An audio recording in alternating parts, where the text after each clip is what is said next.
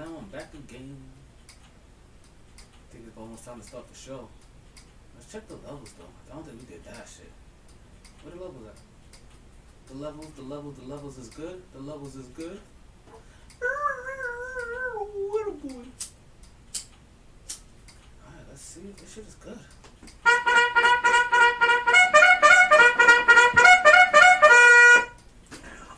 Okay. Big man, you wanna hear some hot takes? Let's see how woke you are.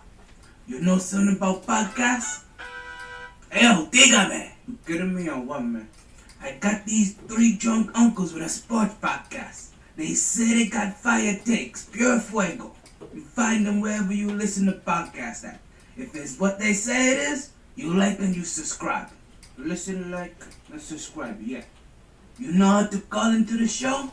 Yeah, man, do the podbean app. You'll need headphones with a mic to call in. That's no problem, man.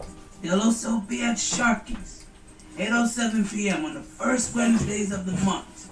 You may get some free Blue Chew. And thank you. Proceed, so. If anything happens in the sports world, MyT's gonna drop a tape faster than a rabbit gets fucked. There's only 3 things I have in this world. My word, my blogs, and this podcast. And I don't break them for nobody. MyT Sports Season 7.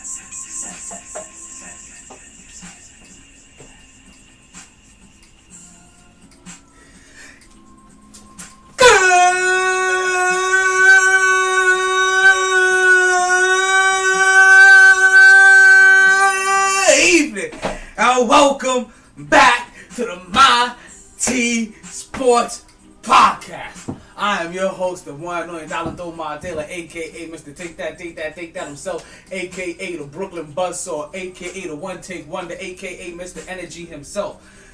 It is another Fuego day in the hottest city in the world. It is October 18th. It is just about 8:07, 8:10 now. The intro had to run. It's 8:10 at night. We got Monday Night Football on one TV. I got Friday SmackDown on the other. You know what? I'm tripping. I can make that Monday Night Raw.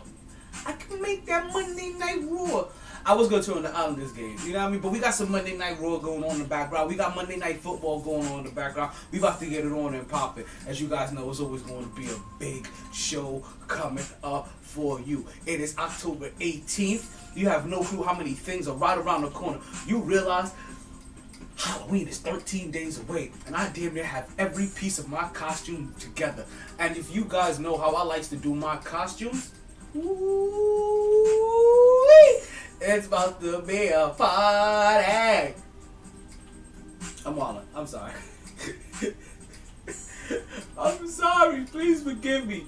I'm more than wildin', right? But I'm telling you, the Halloween costume is definitely gonna be on point. For you guys that know, like, I don't even like to give away the costume. I'll drop like little subtle hints, like every once in a while. So you know, like, but nothing more than that, you know.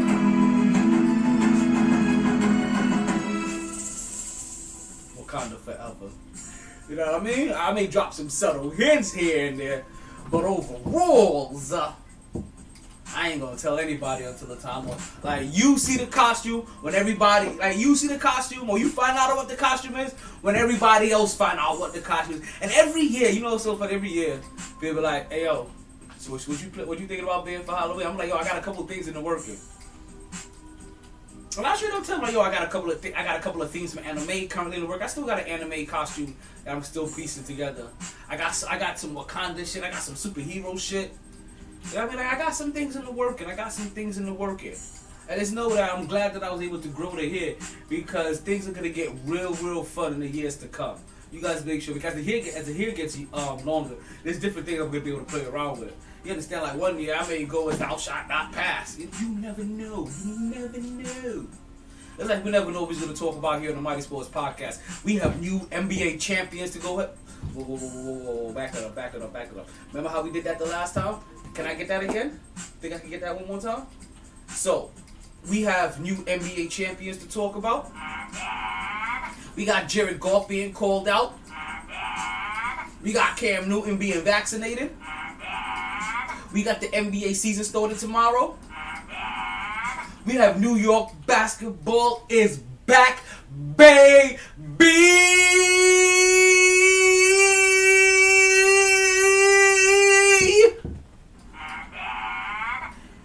Hero needs to be randomly drug tested. The return of the Giannis. We got some Julius Randle questions.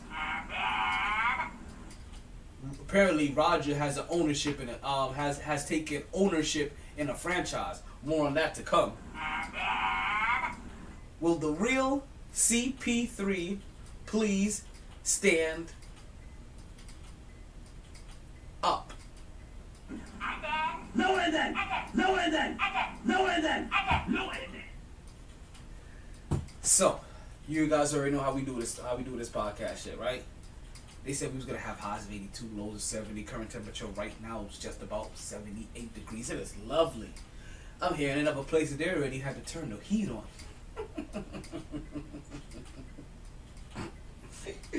Turn the heat on. Listen, when your neighbor's to hell, like, you don't need no heat. Shit is hot. Oh, yeah. Law. Like I told you guys, most infuego city in the world. Something's going on with my lighting. Hold on one second. I don't like how this shit looks. I'm going to have to try something. Let me try something real quick. Bear with me. Bear with me over there. That ain't coming no better. That ain't coming no better at all. I don't like my lighting today. I really don't. I don't like my lighting at all today. Like, I'm looking mad dark. Is it just me? Is it just me? Is it just me? Cause this dick so good, I shouldn't have to fuck. Wait, I should have to fuck for free? How'd it go? I can't remember. Wait, let me see. Okay, we turned all the way up. We fat Joan in this bitch. You know, it could just be me. It could be my subconscious. I could be subconsciously thinking my lighting is off. And in retrospect, my lighting could be motherfucking perfect. So I'm just gonna go ahead and continue. I don't got time to worry about lighting right now. Oh, so as you guys know, let's go and start the podcast. Regardless of the time. Take that. Thank you. Regardless of the weather. Help me out, Coach. You play to win the game. Hello? It's always a good time to talk some sports. Okay, Google, switch MyT TV to HDMI 2. So, let's stir this motherfucker up. I don't know, but I found these results on search. Oh, okay. She don't know what the fuck to do suddenly. You see how motherfuckers be acting brand new? I don't like it unless it's brand new. You might see me in my brand new whip with my brand new bitch. She sucking this brand new dick. Oh, wait. My bad. I forgot to stir this up. So let's stir this motherfucker up, get this motherfucker popping. So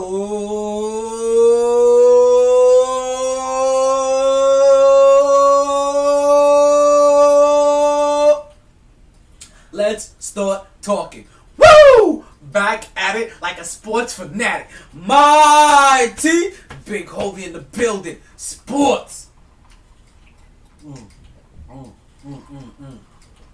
Woo! Back at it like a sports fanatic. For real. That shit got a kick. You know how we really like to start off every single podcast. We like to start off all of our podcasts with a little bit of birthday celebrations. And for that, can you bring up the MyT birthday song, please? Yeah. You said it's your birthday. Wait, whoa, back up. Yeah, it's your birthday. You said it's your birthday. Check it. Because it's your birthday, we sing happy birthday. Check it, yeah, check it. You wanna do what, the gutter version? Yeah, it's your birthday. We said it's your birthday. Yeet, sky, yeah! Because it's your birthday, we sing happy birthday. Yeet, sky! I'm sorry. I don't know where the fuck that shit came from. Yo, but okay. You guys already know, right? We're out of the summer season, right? So we don't have birthdays every day like we used to. No birthdays on the 16th, no birthdays on the 17th. But you know that makes it even sweeter for right now. Because I got two people I'm able to wish happy birthday to right now in the motherfucking podcast right here live in the motherfucking today, you know what I'm saying? So number one, I want to wish the first happy birthday. I'm going with the person that I met first is going to be the Sarah Joy. Sarah Joy happened to be a homegirl of ours. She is the mother of one of my homeboys' kids. Yes. That's the proper way to say that. The mother of one of my homeboys' kids. Like, yo, one of my friends' baby mamas. Nah. She ain't no baby mama. She's the mother of somebody's child. Right? Because like I said, how we expect to be adult mothers and fathers if we keep thinking that we baby mamas and baby daddies? I'm just saying. Check it. Yeah. Check it. Yeah.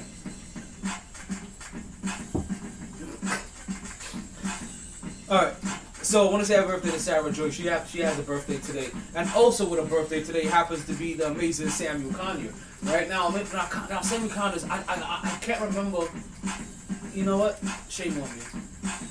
Check it. Shame on me. Check it. Shame on me. I was gonna say I can't remember his ring name, but I know Samuel Conner from Platinum Pro Wrestling. I'm trying to remember how many matches I've called for him. I want to say it's no more than 3, but definitely at least 2. But I've called at least 2 to 3 of his matches. And the thing that made me remember him, and also, as I do with everybody that I eventually call a match for, right? And he just called him Samuel C, right, when he's performing. But one of the things that caught my eye from him, right, or maybe fully remember him, was that he's deaf. Right, so he has a little piece that he wears that he wears when he's not wrestling, and when he's wrestling, he don't wear it. So I guess I'm not sure if he's just taking cues from the person that he's wrestling with, because he's fucked with them before, or if he's or if he leads it and they take follow from him or whatever. But I've seen him perform and he is phenomenal. Like you talking about the phenomenal AJ Styles, he is the phenomenal Samuel C. But that's not what he goes by. He goes by the fan hero of wrestling, Samuel C. And that's definitely what he is. He is definitely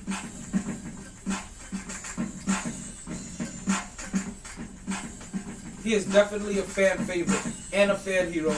And I don't know one person that doesn't love him and that doesn't like him and doesn't enjoy his wrestling. If you ever get a chance, I know he's originally out of St. Petersburg, but go look him up. Samuel C. Yes, thank you. Samuel C., the fan hero of wrestling. Go look him up on Facebook, Instagram, Twitter. He's also on the TikTok, as I like to call it. He's also on TikTok. So go check him out on any of those places. And not only would you find funny ass content from him, but you'll also be able to find the next time he's wrestling. And go out and go see him. He definitely has a wonderful event. And talk about going out to see him and the rest of the event. Well, before we get there, run that back one more time, right? So to Samuel and to Sarah, I want to wish you both a happy birthday. We hope you party hard. We hope you enjoy everything. We hope you regret nothing. But more importantly, from me to you, so everybody on the MyT Sports Podcast, we hope you continue to stay MyT. You know what I mean? So, I started to realize something. I have to apologize to you guys. I started to realize something. That when I start drinking and when I start smoking, that's when I have to talk this much. I start to get nasally, mucusy. I don't be realizing it. Or I feel like I am. And it causes me to, without noticing, I'm like, come back and I hear it 8 billion times I'm over here. You know what I mean? Sounded like I've been partying in the most fuego city in the world. If you know what I mean.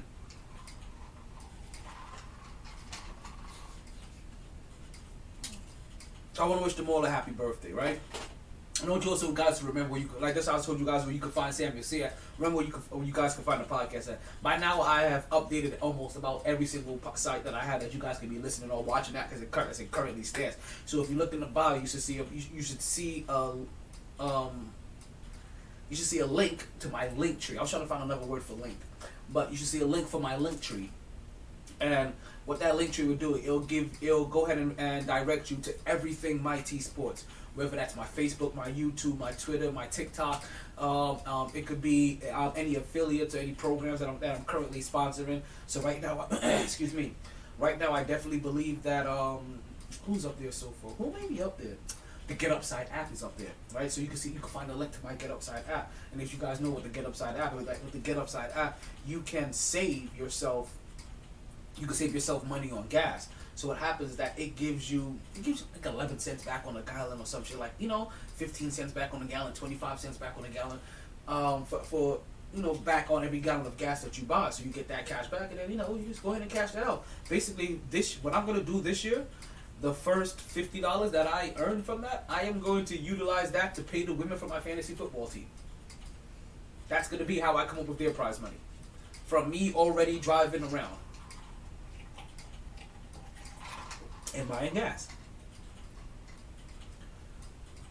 So you can do little things like that, and so you'll catch things like that, as well as the link to the Blue Chew. Eventually, that'll be up there, and also you'll find these things on my website as well, right? But definitely you'll find it there. The link to the Blue Chew, also what I'm also going to be dropping for Eden, and also for Fight TV. Eden right now, if you're going to use my link code, you'll be able to get 80% off of your orders. So if you want to get yourself a nice little kinky Halloween costume, and I do mean super kinky because this is some bedroom shit, you know what I mean? Eden Fantasies, right? If you lose size, so that's what that is. You'll be able to get yourself a major discount using them, or you can even use my Blue Chew code. It could be up there. I'm gonna say, and also get yourself a free order of Blue Chew. I'll drop that promo code for you as well a little bit later. So by now the link tree should be everywhere, and if you utilize the link tree, you'll be able to go ahead and find everything MyT Sports. Just listen, like, and subscribe. I appreciate it. I do love you guys for it. Another easy way: tell your smart speaker, play the latest episode of the MyT Sports Podcast. And it will go ahead play the latest episode of the MyT Sports Podcast. You have to spell it out for it like that. And it'll go ahead and put up the latest episode. If you don't want to listen to it, you can tell it that you want to watch the latest episode of the MyT Sports Podcast on YouTube, and it'll pull that up for you as well too. However you want to get down, we got it there for you. All right. Let's get into the first topic of the day. All right, if you guys don't mind. And now that we're done with all the cordial greetings and birthday celebrations. First things first. Let's get this one popping. Hey, yo. Hey, ladies. Hey, ladies. Woo! Yo, bring that in for me, baby. Yo, bring that in for me. Bring me in that slow groove. You know what I mean? It makes you want to whine and dine. Yo, folks. We have new WNBA champions. Not just new WNBA champions, I mean brand new. I don't like my champs unless it's brand new. You can catch me with her brand new ring and that brand new bling, rocking her brand new thing. Chi-Town got some brand new champs. You understand me? Brand new champions, Chicago Sky. And can I say, oh me, oh my, oh me, oh my, I am happier than a sugar fly. You had to see this match, or this game, basically. It's one of those things that you really had to see. You had to be there. You would have wanted to be.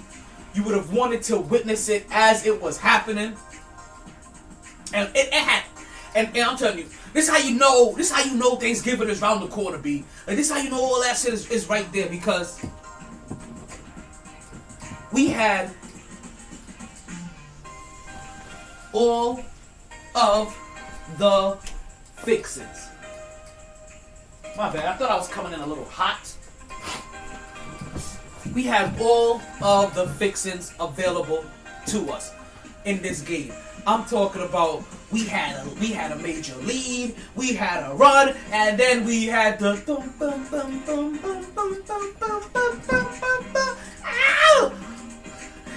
Chi-Town, we running this rap shit. ROC, we running this rap shit. We had the takeover, baby. We had a complete and absolute takeover. Felt so good. And it was so nice to watch this. And can I tell you, you had to watch this game. You had to really watch this game. You had to have watched this series. Again, really disappointed in ESPN. Super disappointed in ESPN for their lackluster coverage on the WNBA Championship Series. Where were the expert analysts that cover the game all week long. Where were the current WNBA players being asked questions? Where were the interviews from the players in the game? Answer me this. Where was your coverage? How come they couldn't get the what they call the round robin in ESPN? You know, where they start off on the New York morning show, right? With Humpty and Rothenberg, right? How come they didn't get that? And then they move over to Keyshawn, J. Will, and Max. And then they also get on First Take. But then they also get on the Michael K show, the voice of the Yankees. But then they also get on Bart and Hahn show. But then they also get on Golick and Ngumake. I think it's Golick and Ngumake.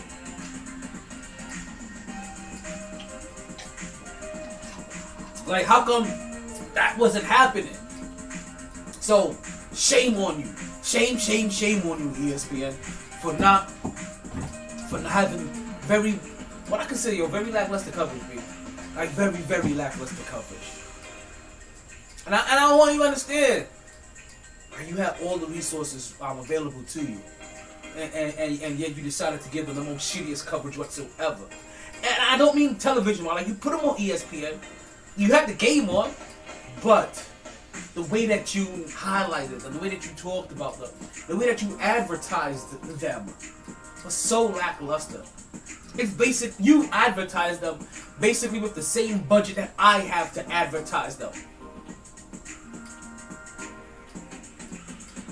But it's okay, I ain't gonna lie. I don't know how we gonna do this, people. I'm gonna find a way to start getting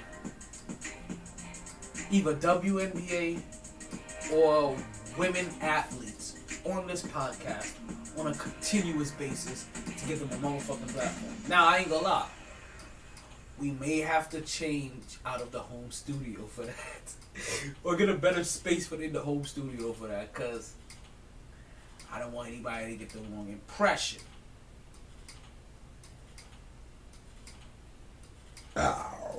Excuse me. Yo, run that beat back. I wasn't done with it, my bad. Hey, ladies!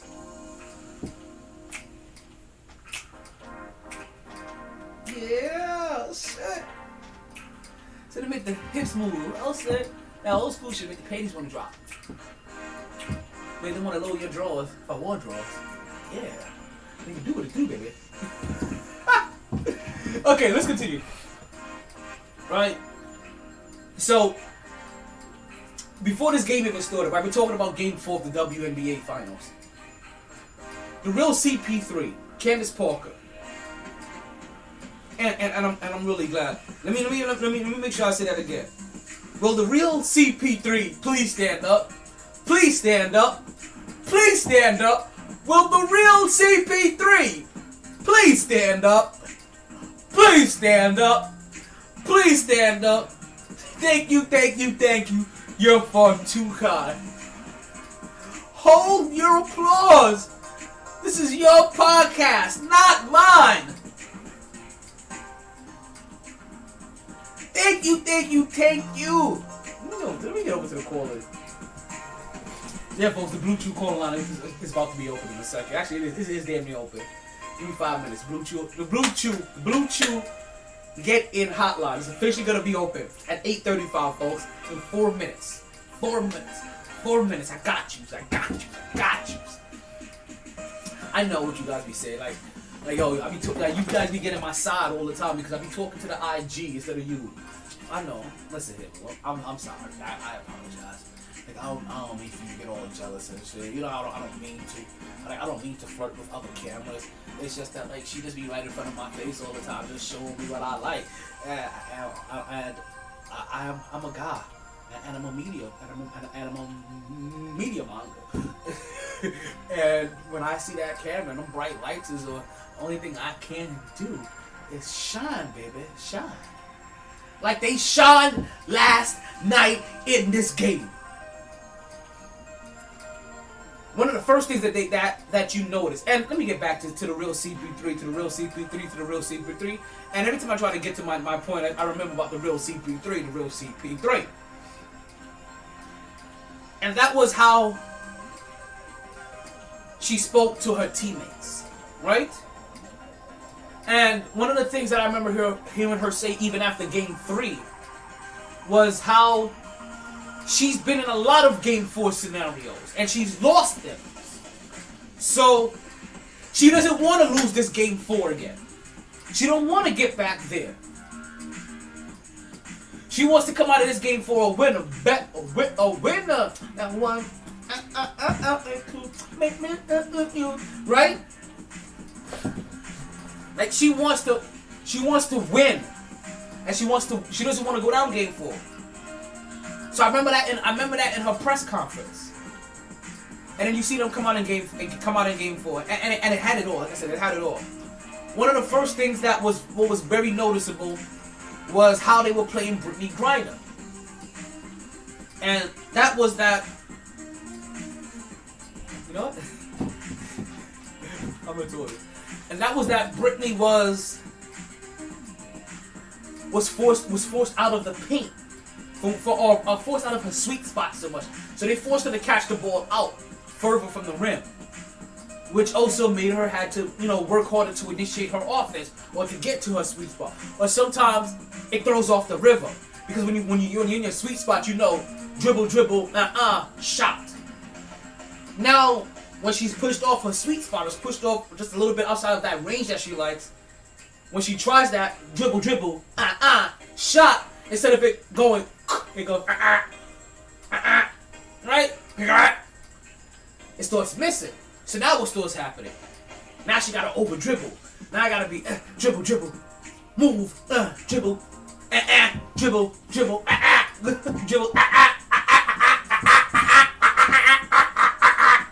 right? So now she may make some of those, but now she's also extending a whole lot more energy.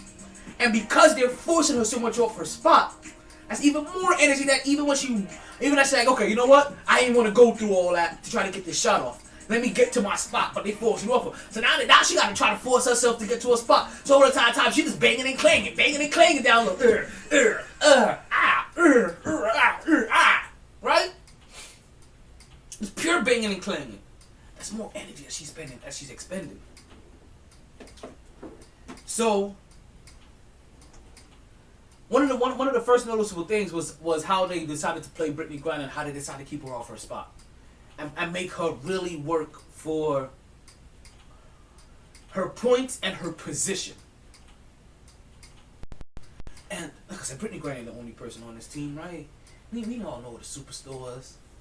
Right? We all know the Skylar Diggins and the Diana Taurasi and the three-headed monster that he got going on. We all know this. It's a dangerous team that this Phoenix squad has.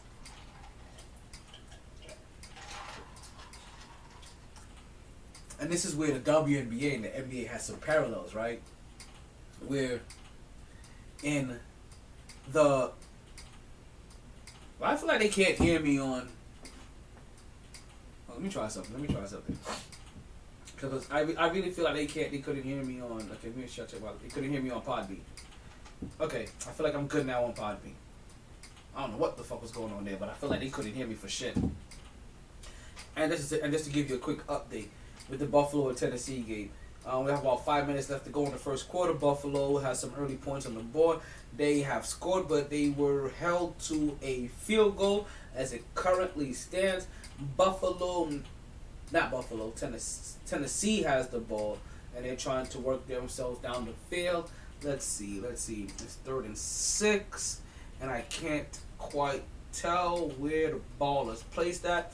There is a flag on the play. I can tell you that. And they'll be calling that in a minute. We ain't gonna get too distracted with football right now. Now, as I said, will the real CP3 please stand up? Please stand up. Please stand up. And what ended up happening here, see, there's a problem with podbean. Okay, so it's doing this weird thing. It's doing this weird ass thing again. The second thing I noticed in the game, right? And they happen in waves. And that's because, as we told you, it was a lead that was had and maintained for the majority of the whole entire 75% of the game.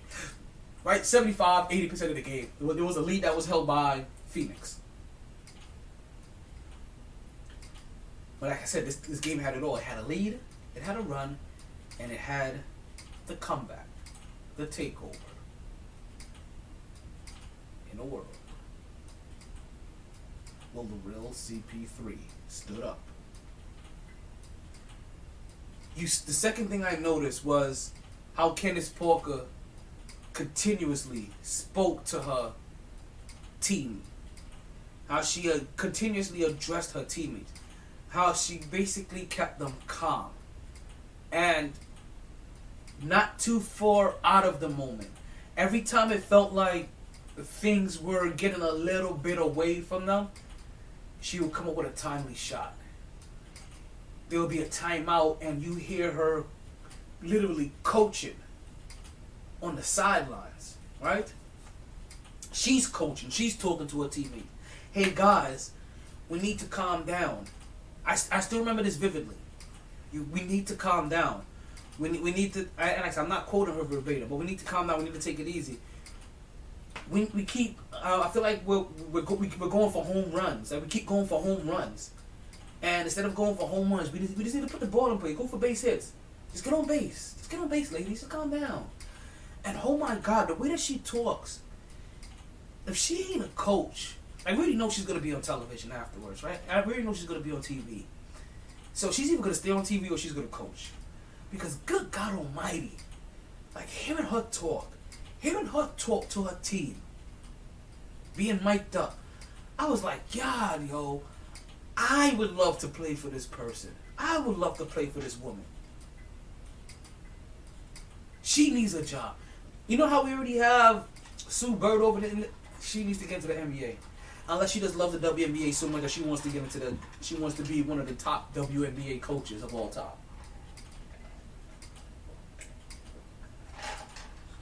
But man, that was one of the things that I kept on looking forward to. I kept on anticipating. I was anxious for it. Was every time there was a dead ball or a timeout, I wanted to hear what she was saying. I wanted to hear how she was motivating her teammates. I wanted to hear how she kept on bringing them into the moment. Not the moment of being in a championship game and a possible elimination game, right, to win a chip. But this very moment. Let's get a couple of stops and let's make some buckets. Let's get a couple of stops, let's make some buckets. Let's calm the fuck down. Cállate, te que calmo. But she said that shit so, cállate, te que calmo. Right? She really had, easiest way to say it, bona fide leader. She led her team to a victory. She led her team to a championship.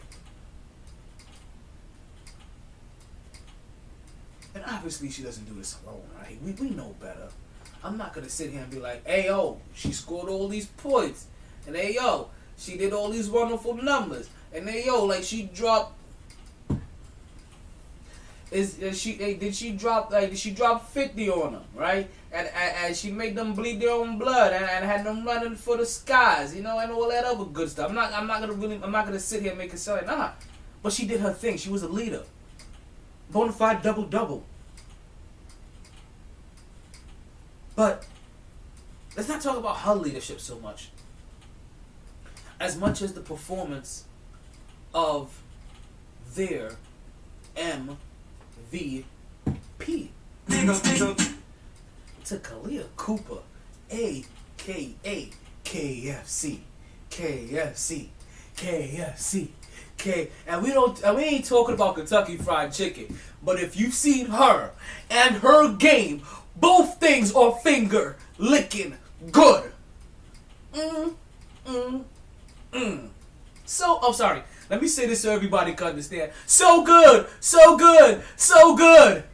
Like, God. The game was nice. This was so glad I watched this game. So glad this game. I'm so glad I wasn't so focused on football that I couldn't pull myself away or put this on the big TV. Ultimately, that I couldn't put this on the big TV so that it could run. Wait, did I just see KJ in and out? What's going on, KJ? My co-host was here. He did some Phantom shit. Phantom of the Opera shit. Khalil Cooper, while she didn't have no more, I think like than 10 points, I think, in the final game, but it's when those 10 points came. It's how those 10 points came. And it's also her performance through the whole entire finals. Game 3, she damn near did it all. She was so on fire on Game 3. You guys don't understand. Right? Let me tell you this. She was so on fire. She was so on fire in Game 3 that she scorched her own teammates. That her own teammates what's going on, bands? Went up into flames. And they caught fire as well. That was Game 3. Game 4 was just timely buckets.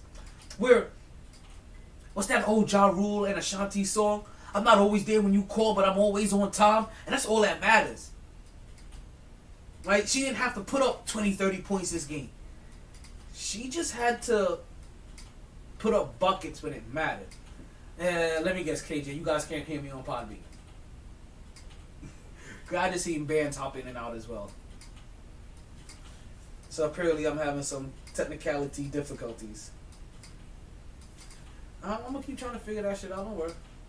As long as the main feed is always working, then I'm Gucci with whatever the fuck may be. I'll be on my case Sarah shit. You know how that go. You know how that shit go.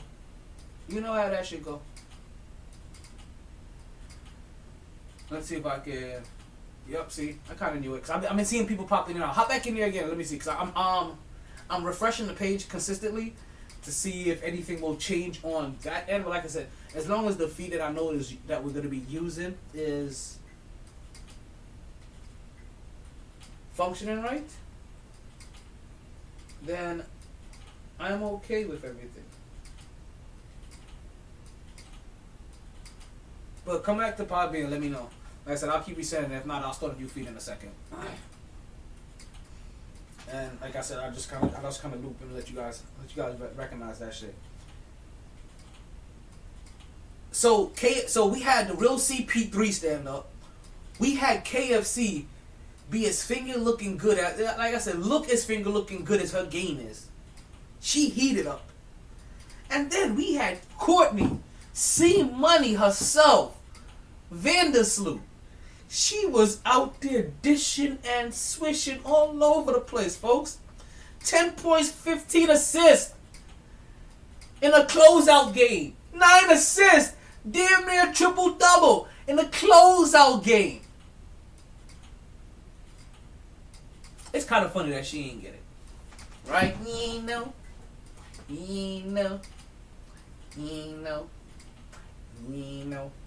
Like, I was kind of surprised that Courtney Vandersloot didn't get probably a couple more votes for MVP, but I can get it based off maybe the total body of work in the finals, especially from the very last thing that we remember from Game 3, and also the reaction when KFC hit shots. But Courtney Vandersloot was definitely as deserving. Like I said, so was Candace Porker, the real CP3. But her double-double doesn't shine so much. Like, I don't think you guys understand. End of the first quarter, they were down by 3. Chicago, this is. By halftime, they're down by 7. Going into the fourth, they're down by 9. And then they go on a 15-point run. Yeah, see, that's the problem with the Podbean network. Yeah, so see, some weird shit is going on.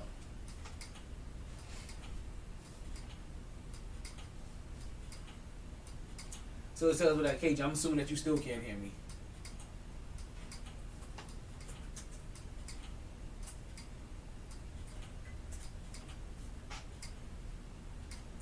Alright, so for the people that's listening on Podbean, I'm about to end this feed, and I'm going to end up storing a new one to see if maybe that one will work. Because it seems like, yep, still can't hear me there. Alright, let's go ahead and get rid of that. Let's go ahead and go there. And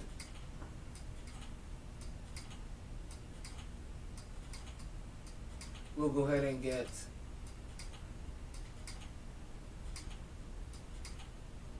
We'll go ahead and get another show started and see what happens, because something is going on with the pod. But like I said, Podbean be giving me so much headaches lately. You guys have been hearing this, right? You guys have been with me, right? Where I've been trying to get onto Podbean, and next thing you know, I'm like, yo, what the fuck is going on, B? What the fuck is happening here? Try again, KJ. Let's see what happens now. Oh, hold on a second. I know what that is. My bad. I got you. Calm down. Somebody just tried to... Not somebody. Okay. Let's go ahead and... I'm so multitasking that you guys don't even know.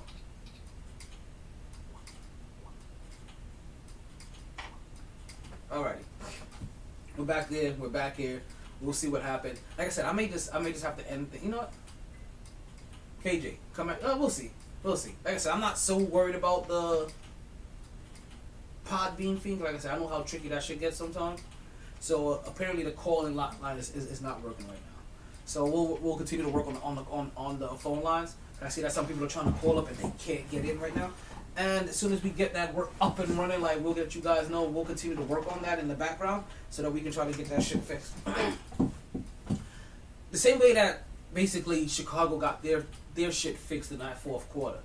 In the fourth quarter of this game, they outscored Phoenix by 15 points, folks. That's it.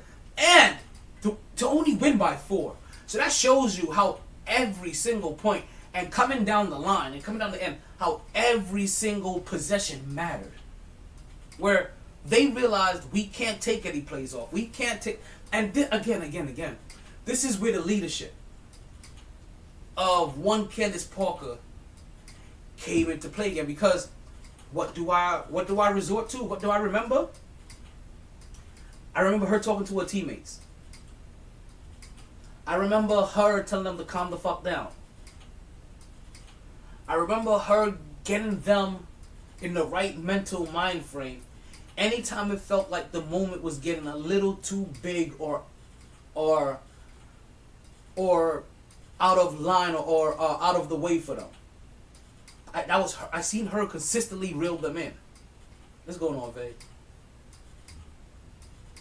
That's all Candace Parker. They ended up winning this game 74 to... Sorry, they won it by 6, not by 4. They won this game 74 to 80. This is now Candace Parker's second championship. First one 2016, and now this one in 2021. Where now this isn't just her second champ, but this is also the first championship in Chicago Sky history. She left LA, the team that she was drafted to. The team that she won Rookie of the Year in. The team that she made it to an NBA Finals in her first year in. Lost plenty of years. She leaves there a champion to come to Chicago first year. Pulls basically what Tom Brady did. No, for you Tom Brady slurpers out there, right? She pulled basically what Tom Brady did. And she went to this new team, got everybody to focus, and she won a championship her very first year. Except for she went home and did it. She went home. And it's crazy, right? Because even just up to last year, right? Just last year, Candace Parker was Defensive Player of the Year. She was the rebound leader for the franchise, for the association. She was a peak performer of the year. She was an all-star. This year, none of those accolades. None. Just one. And that is champion. No NBA MVP. No finals MVP. That went to KFC. Just champion. The only one that at the end of the day that really matters. Champion. And in a very few choice words, behind the scenes, Candace Parker, the real CP3, had a message for all of her haters and all of her doubters. I'm champion! Get shit on! Get shit on! Get shit on! Your ass! Your ass! Shut the fuck up! 1v1 you pussy! Pussy! Pussy 1v1 you piece of shit! Real plain and simple. She's a champion. That all this matters. Anybody else that got anything to say, get shit on. Get shit on. You get shit on. And we've seen her on TV with them boys shacking up. You can 1v1 her if you want. She'll do you up in heels. You pussy.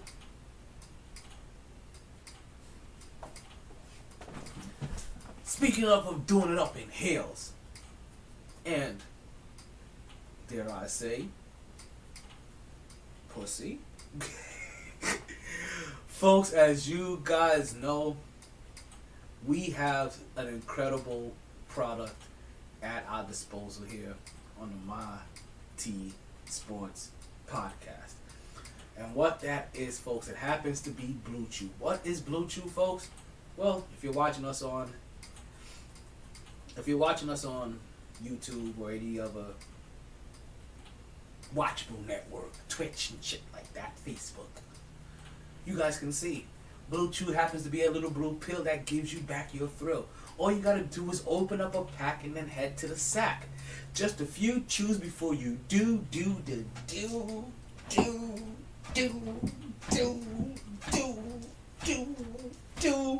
You understand? Like, I'm sorry, you could launch stroker like Big John Stud, because this thing has the same active ingredients as Viagra and Cialis.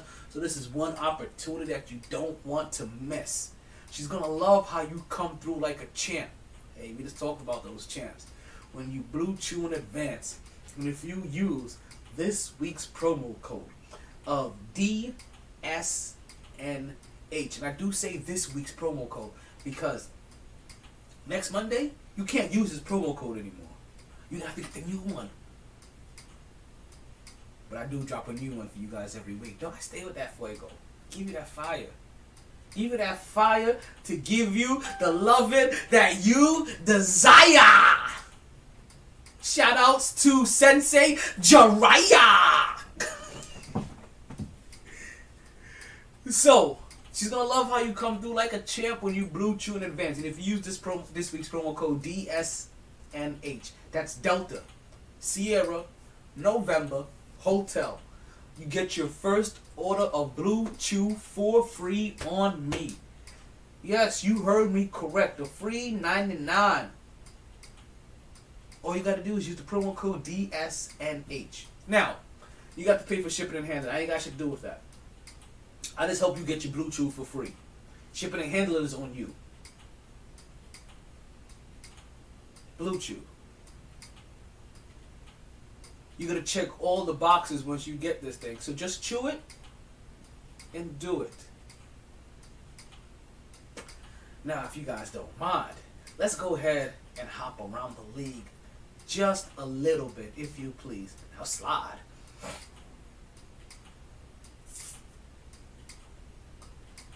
We've had week 6 that just passed in the NFL. We're going to go ahead and cover days. As you guys know, I'm going to reserve all home talk for Wednesday. So if you're looking for me to talk any Jets, any Giants, well, the Bills are playing right now, any Steelers, any Cowboys, you're going to have to wait till Wednesday on the Wednesday night show. That's when we do all home talk. That's the home team of all my hosts and myself. I mean, you could call in with your talk if you want. as you guys know, if I gave you the Blue Chew read, that means the Blue Chew Get In hotline is officially open for everybody that's listening through the Podbean app. That is your cue to call in.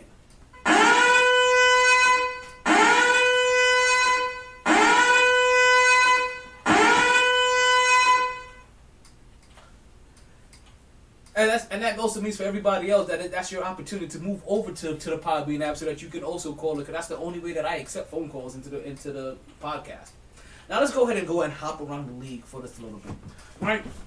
I got a couple of games that really caught my eye. I had a couple of people that really caught my eye. We ain't gonna be here for long. I said this is only a 2-hour podcast, and I don't got forever to talk. Smoking Joe Burrow is the truth.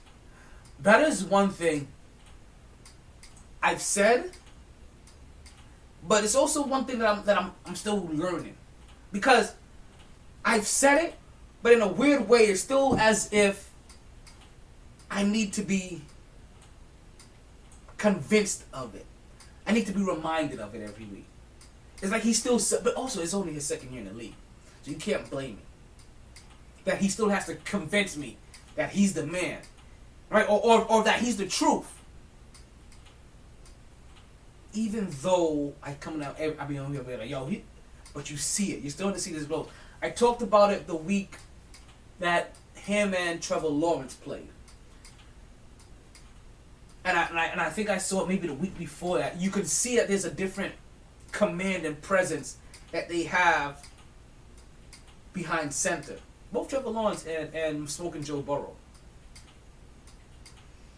And I realized that they had a different command on the center, more and even better than what they have on the two teams in New York, the Giants and the Jets. That's kind of what made me start realizing what Smoking Joe Burrow doing. And then they start watching him play. And then you hear the stories. And then all the little things start coming out. And then very sneakily, his team is, what are they, 4-2?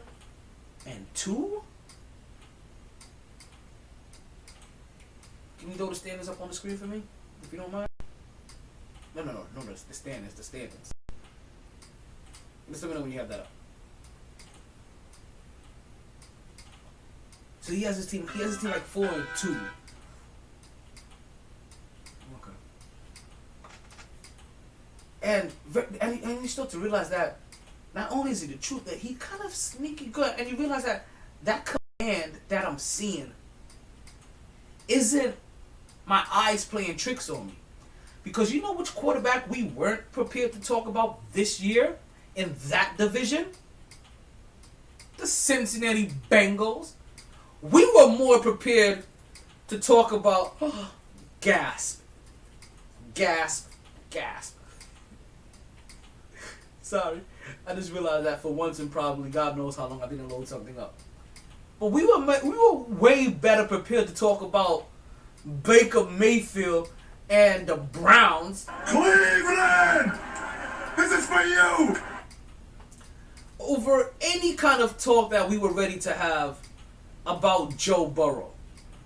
But that's what happens sometimes. Sometimes you don't control what you talk about. The athletes control about you talking about them by how well or how bad they play. And in this particular instance, we're talking about Smoking Joe Burrow because of how well he has been playing so far this year. They're the number 2 team in that division. What division are we talking about? Don't play coy with me. The division that has the Baltimore Ravens, which we already know how I feel about, well, not only just Baltimore. Where I've told you guys about my secret love affair with Baltimore for years now. We were prepared to talk about the Pittsburgh Steelers, and as I just mentioned, the Cleveland Browns. You understand, the Cincinnati Bengals were the 4th team we were ready to talk about from this division. Yet they're the 2nd best team right now. Right now.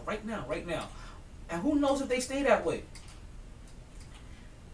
One week, Ben Roethlisberger looks like he's hot. The next week, Ben Roethlisberger looks a little chilly. One week, we're talking about Ben Roethlisberger. There he goes. Two-time champion. Future MVP. And then the next game we see, is Ben done? Is this another person by the name of Ben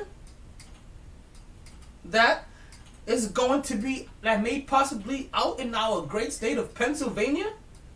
Ben Simmons.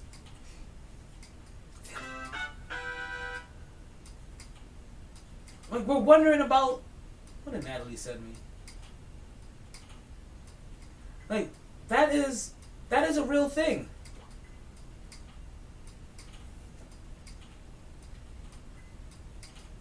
And then Baker Mayfield, they were just ready to crown the next prince of the AFC North. As if Lamar Jackson just didn't win MVP. But because Lamar Jackson, everybody came out, we figured him out. Yeah, we figured him out. To one loss so far in 6 games. The only team better than them right now is the other team I refuse to bet against, and that's the Arizona Cardinals. Come on, people. I've been talking about 2 teams, really, this whole entire season. And if I get a match, if I get a meeting,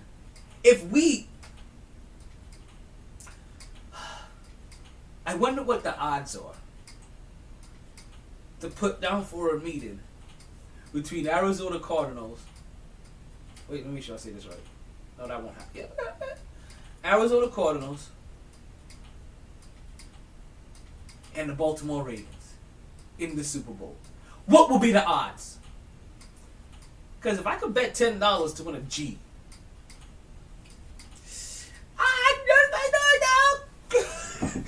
like, I'll take that risk. I'll risk it for a biscuit. Like, I ain't too proud to beg. If I want it in the morning or the middle of the night, I ain't too proud to beg. No, Smoking Joe Burrow, he did his thing, right? Nothing special.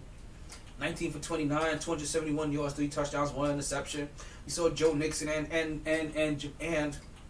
Jamar Chase put up over 90 yards each, 194, the other 197. No touchdowns for either one of them, but still Cincinnati managed to come away with themselves with a victory.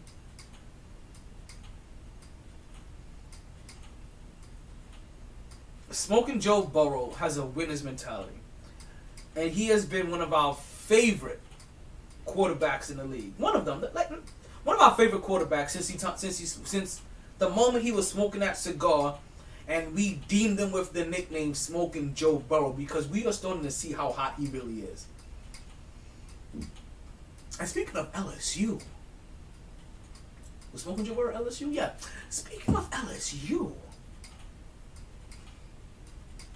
Did LSU just make some management changes? See, they hearing me out there. Did LSU seriously just fire their head coach 1 year after? Somebody that follows college, that has more insight, I want to say, into college sports and to the LSU program, please give me a call. Holla at me. Tell them I'm looking for them. I'm looking for somebody that college than me, because there has to be more. There has to be something more than a possible losing record. I don't even know what their record is. Did they not win a game so far this season? How do you fire your head coach that just won you a chip? This is not the time nor the place for college football. So let's go back to the professionals. Now, like I told you guys, Smoking Joe Burrow is starting to be one of those guys that he's starting to get on my radar. But fully.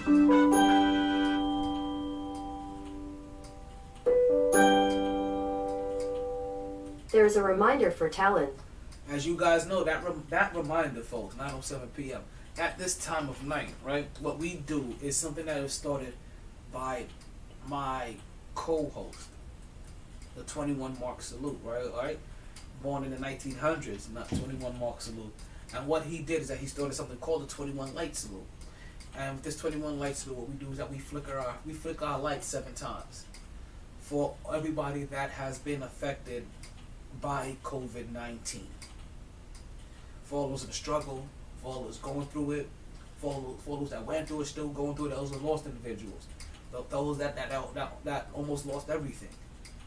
of all those that had to rebuild. We take a time to pay a little homage and show recognition to you guys, because nobody asked for this to be placed on them. We just had to kind of figure out how to maneuver through it the best that we can. And so for those that was forced to suffer and fell out the short side of that stick, our hearts and our prayers and our condolences go out to you guys, and we hope that you are able to recover physically, mentally, spiritually, in any way, shape, or form whatsoever. So if you guys don't mind, starting now, we're going to start flicking our lights. So that's 1, and we've just begun. And that's 2, from me to you. And that's 3, for those to be. And 4, we got a few more. And 5, for those alive. And that's 6, let's stay in the mix. That's 7, and for all those that are rested in heaven. That is what we call the 21 light salute. Thank you, guys. Let's get right back into the podcast. So, as I told you that smoking Joe Burrow is on my is getting on my radar, right? Every once in a while he's starting to get there. Like I don't quite recognize him yet, but he's starting every once in a while. We pass by the area and I see a little blip, bloop, bloop, bloop. But then I go back and I search the area and I don't see it again. But then it pops back up. He's getting on my radar as somebody that I have a special interest in. I don't know how far he's gonna go yet, but he's starting to get on my radar. Somebody fully on my radar. Like I'm talking about red rod on top of it, and we ain't been looking back. We talking about all kinds of red flags. Not the kind of red flags that you guys been watching lately. You understand? But it's all kinds of red flags. And I just want action. Lamar Jackson. Right? Shout out to my boot camp station, right? And I told you guys, and I've been telling you guys, I refuse to bet against Lamar Jackson. He just happens to be one of those people that I am not betting against. I'm sorry. Excuse me. I keep mentioning how he has been one of the most winningest quarterbacks since he has been in the league. Well, guess what? It keeps getting more official, baby. With this last win, he's at the highest winning percentage of any quarterback ever since this time of the start. You understand? He's done more winning than anybody else has ever done in their first since they've been in this time in the league. He's a fucking winner. He's a fucking contender. He's somebody. You understand what I'm saying over there? Hey, yo, I'm talking to you. Smack you upside the head. Lamar Jackson is the fucking truth. And if he keeps playing like this, there's a 3 quarterback race to be right now for MVP. It's Lamar Jackson, it's Kyler Murray, and pulling up the rear is Tom Brady. Far in the rear. He's like a distant third. That's me talking from the heart, not from the head. That's from the heart, not from the head. That's from the heart. For those who have been with the podcast for a while, you guys know between the difference between these heart and head picks or heart and head statements. You guys know. You know how I do. You know how that shit go. You know how that shit go. I'm not betting against Lamar Jackson anymore. And this is another game. Another reminder of why not to bet against. And he don't need to do nothing special. Right? Nothing spectacular in his game. Like, this game wasn't like his last game. It wasn't 400 yards and 4 touchdowns, 4 or 5. No, it wasn't none of that. This was simple. This was easy. You ain't had to get big mad. No. But I did see a lot of running. And I did see a lot of balanced running. Like, guess who's back? Bella's back. Back again. But so is Devontae Freeman. And so is Latavius Murray. The whole squad was back. And they all got touches. What you mean? Thought you knew about the team. Everybody around me hollering out same team. What you mean? I thought you knew about the team. 8 touches for Devontae Freeman and for Latavius Murray. 9 touches for Le'Veon Bell and Lamar Jackson. That's a lot of F. So I ain't gonna put that juju on them. So 8 touches for 2 of the leading rushers and 9 touches for the other 2. That's like 35 runs. Am I close? That was quick math. 34, 74, 34. I'm tripping. I don't know how I got to 70. Wait. The fuck? I don't know anymore. Yeah. 34. It's like 30. That's like 34, 35 runs. Attempts. So while no individual person had any particular breakout from what they can see, they just kept the attack coming. They just kept that attack coming. But finally, we saw a Le'Veon Bell. Finally, we see Devontae Freeman.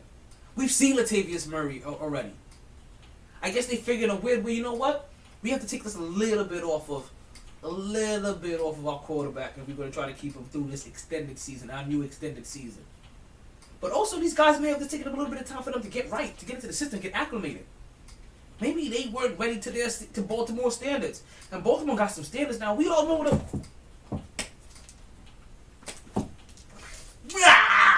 The Ray Lewis dance. His little two-step.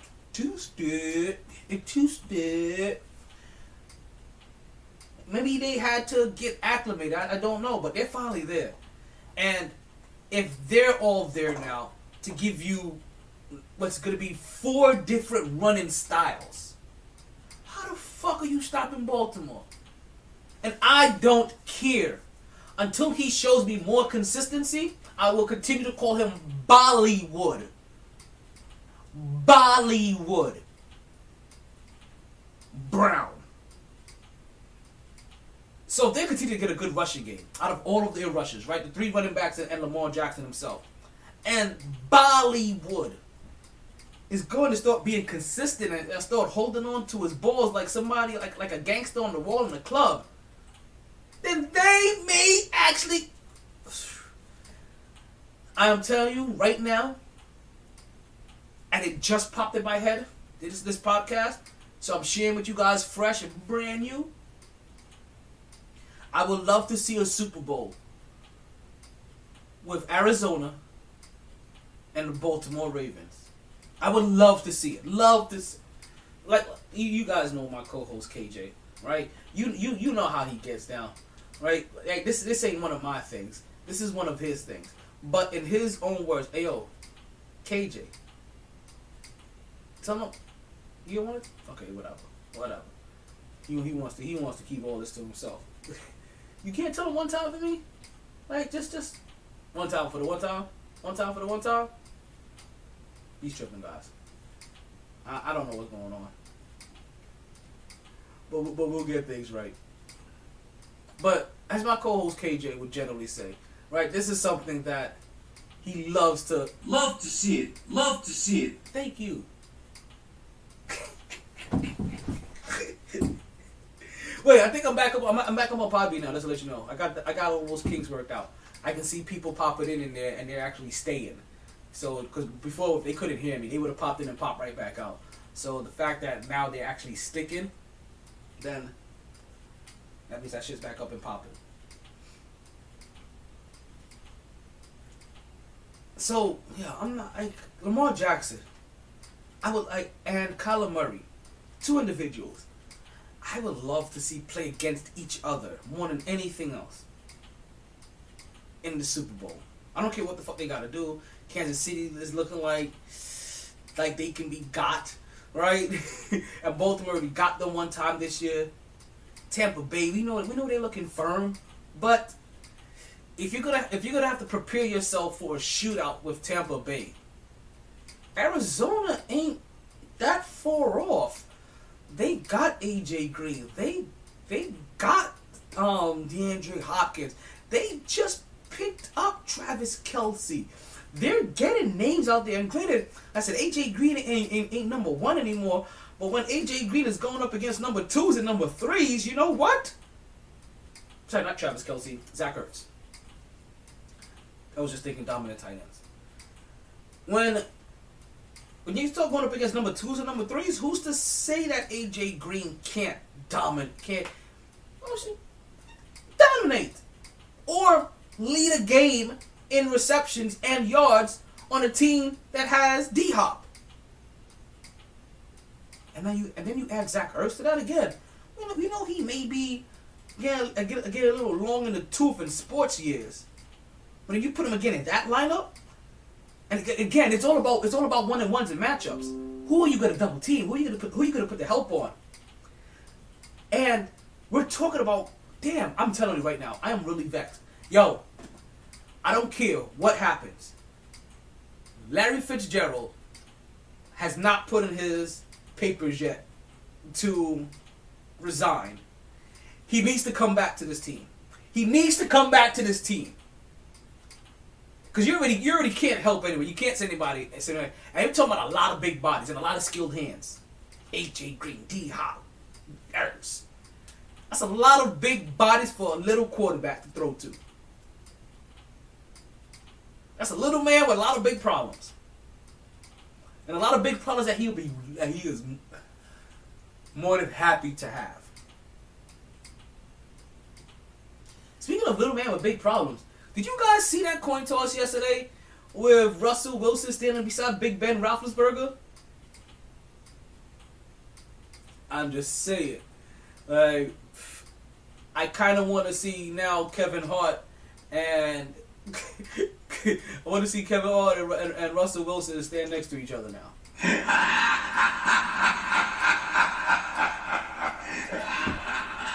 What's going on, Vance? I got the podbean fixed. Thank you, though. I appreciate you coming through.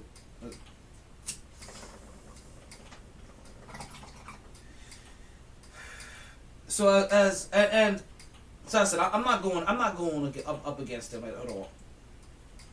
Now, again, the other person on my not going up against list is Kyler. I got next Murray. I don't even feel right calling him Kyler. I should have played baseball Murray anymore. And for you guys that is the first time hearing this, you'll have to go. I'm not going to repeat the backstory behind that, but it all has to do with money. But I don't even feel comfortable calling him Kyler. I should have played baseball Murray. It literally is Kyler I got next Murray. And we sat here. KJ was with me. We sat here on the podcast, and we looked at that schedule.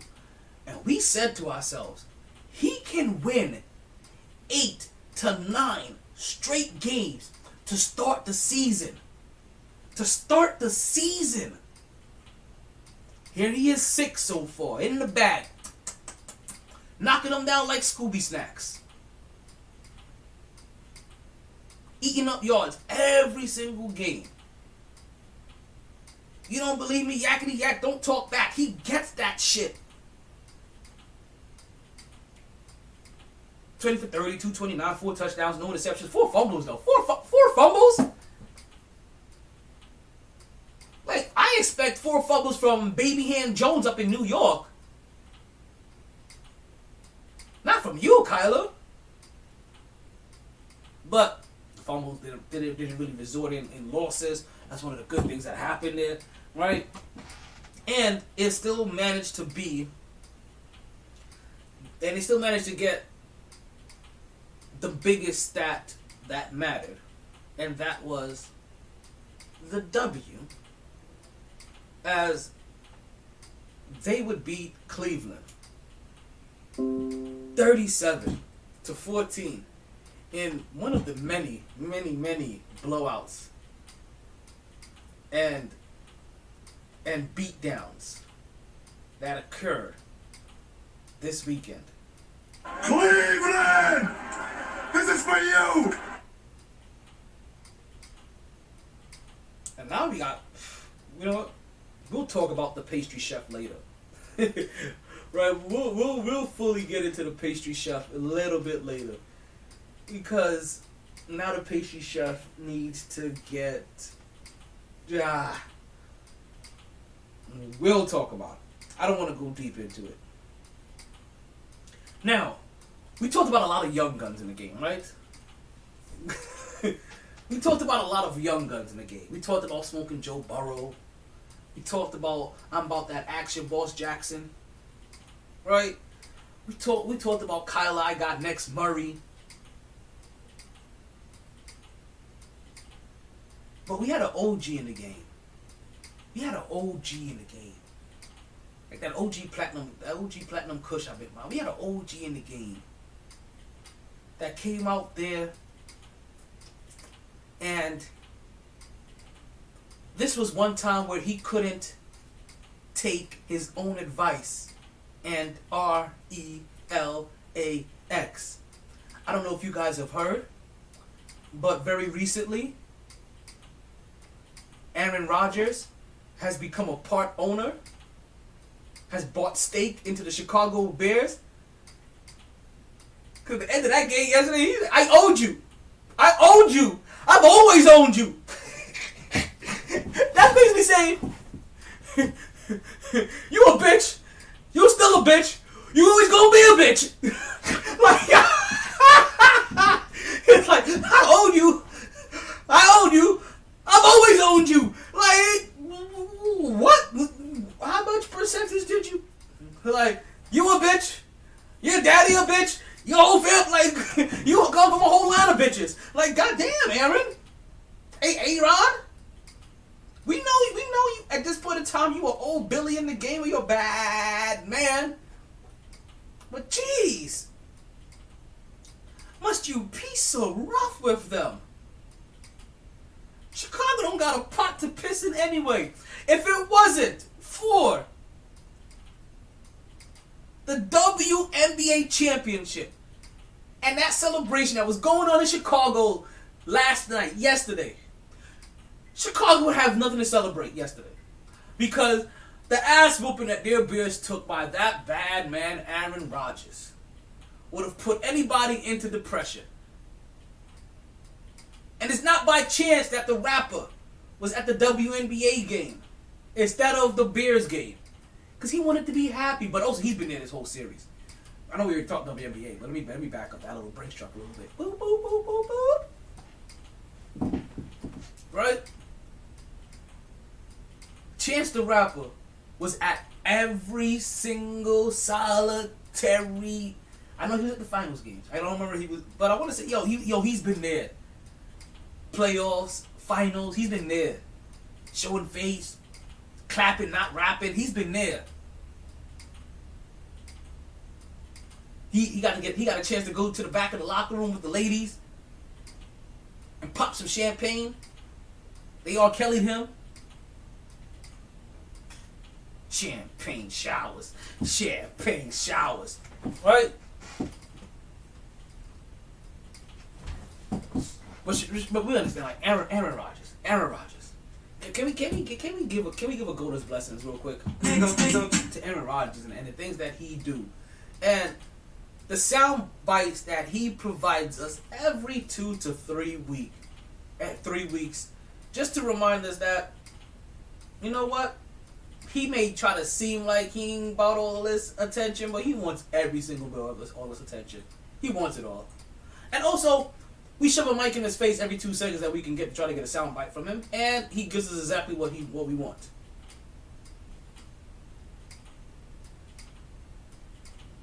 Now, there also are some unfortunate incidences that obviously also occur in the NBA, in the NFL. And if you know like I know, then these are the breaks. Break them up, chop them up, smoke them up. But injuries are a thing that happen in the game, and we don't like them. But we have a couple of significant injuries, and I'm going to talk about something before I forget. Let me write this down, because I'm going to give you injuries, and I'm going to forget about the one thing I really wanted to talk about.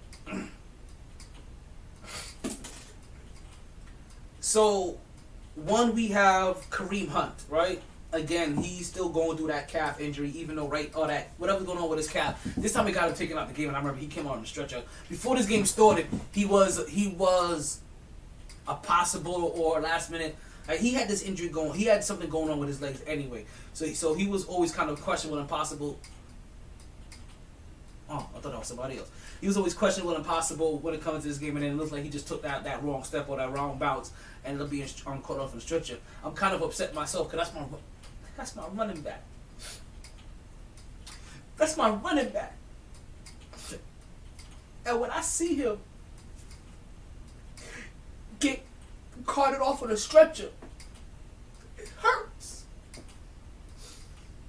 It hurts. It's my friend.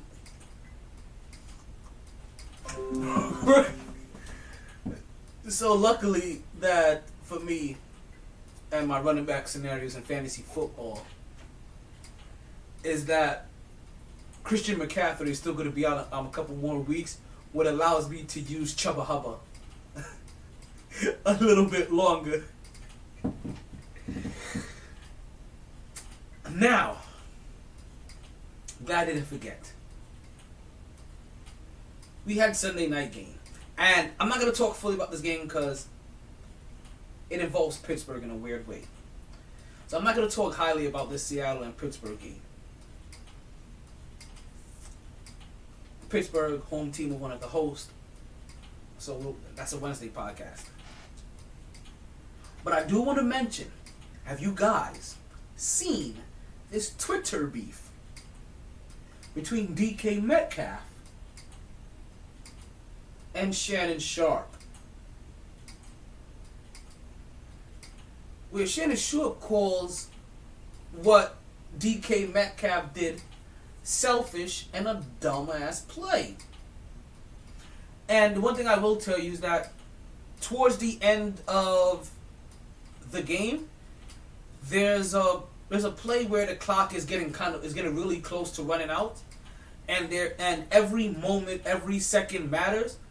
And DK Metcalf, instead of catching the ball and going out of bounds, he tries to fight for more yardage.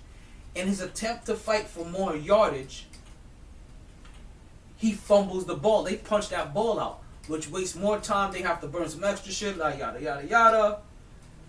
Eventually, they still would get that field goal to go into overtime. Hence, when in overtime, I already told you this much, where we see an overtime coin toss where this Ben Roethlisberger was standing across from Russell Wilson. And at that moment in time, I realized how tiny that Russell Wilson is. Or if Russell Wilson isn't that tiny, how big Ben Roethlisberger is. And I see why they call this motherfucker Big Ben. Well, it could be a combination of two. Big Ben's a big motherfucker, and Russell Wilson is a tiny motherfucker. And what we see is a modern day David and Goliath playing tosses of the coins. Cha-ching. But Shannon Sharp will go ahead and he'll call out DK Metcalf for having a stupid play. And DK Metcalf would reply with something ignorant to the sense of, keep my name out your mouth, little boy. Some shit like that. And we're like, wait. Did somebody just call Shannon Sharp little boy? Well, it didn't stop there. He would then go to proceed. Okay, so this just in. The Los Angeles Lakers have claimed Avery Bradley off of waivers. So that just happened. Oh, okay, that's Washington State football team. I thought that was the Washington whatchamacallits. Alright, so then he would proceed to say something to the effect of that whatever he has done so far has probably already washed every accomplishment that Shannon Sharp has accomplished. And again, looking at himself like, DK, you do know that Shannon Sharp is a champion, right? I mean, he is a full-blown... I'm champion! Get shit on! Get shit on! Get shit on! Your ass! Your ass! Shut the fuck up! 1v1 you pussy! Pussy! Pussy 1v1 me! You piece of shit! So, So, Shannon Sharp basically says, nothing to question. That was a dumbass play, and your pride won't let you admit it. You can't question anything I've done. Pray your resume will be as complete as mine. Pray. Enjoy the rest of your day. Yada yada yada. And this is going back and forth from like a previous little. Like I said, he called Shannon Sharp a little boy. He said, from the looks of it, I can wipe my ass with yours. Continue to gossip, you washed up wannabe. This is what, and I like DK Metcalf. But my guy, are you mad? Are you fucking mental? Do you not know who the fuck you're talking about? Second team All-Pro, eight-time Pro Bowler, NFL all-decade in the 90s, Denver Broncos Ring of Fame, Denver Broncos 50th anniversary team, 2011 Pro Bowl Hall of Fame class, Savannah State Tigers, he got his... Do you not know this man's resume? Before you talk shit. Most receiving yards in a game by a tight end, 214. I'm pretty sure they reworded that wrong. Three-time Super Bowl champion. This is why in this debate, DK, you're getting shit on.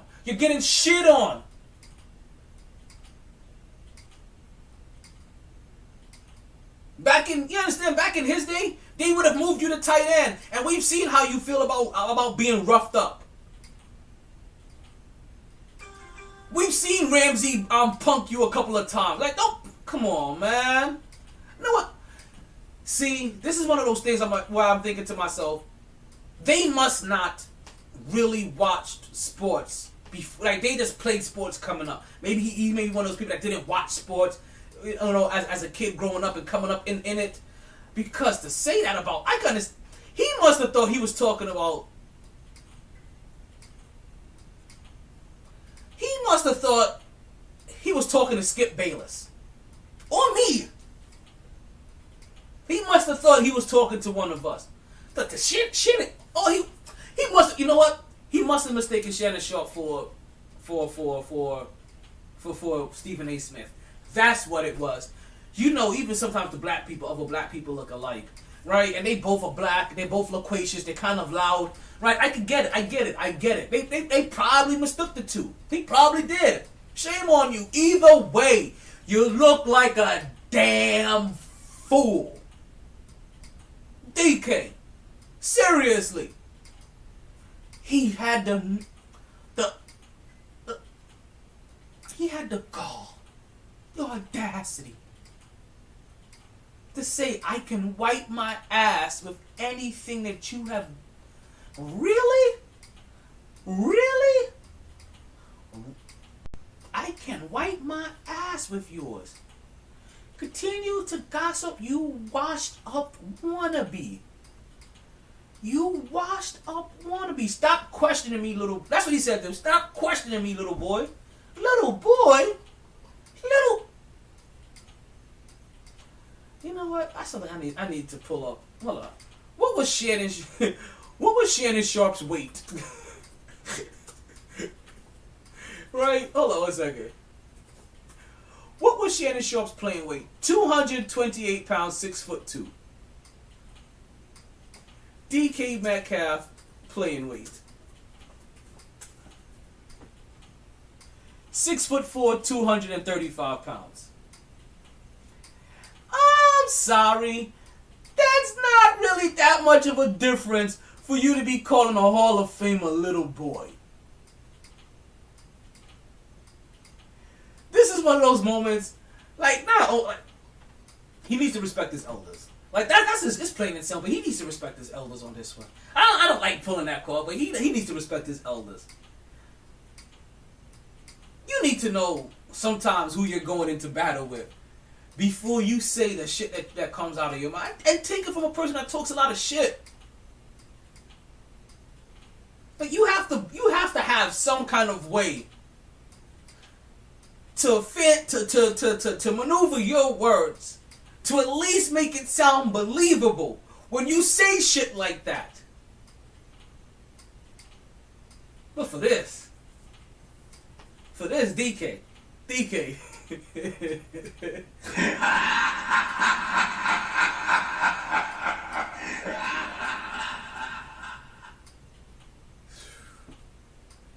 Man, DK Metcalf would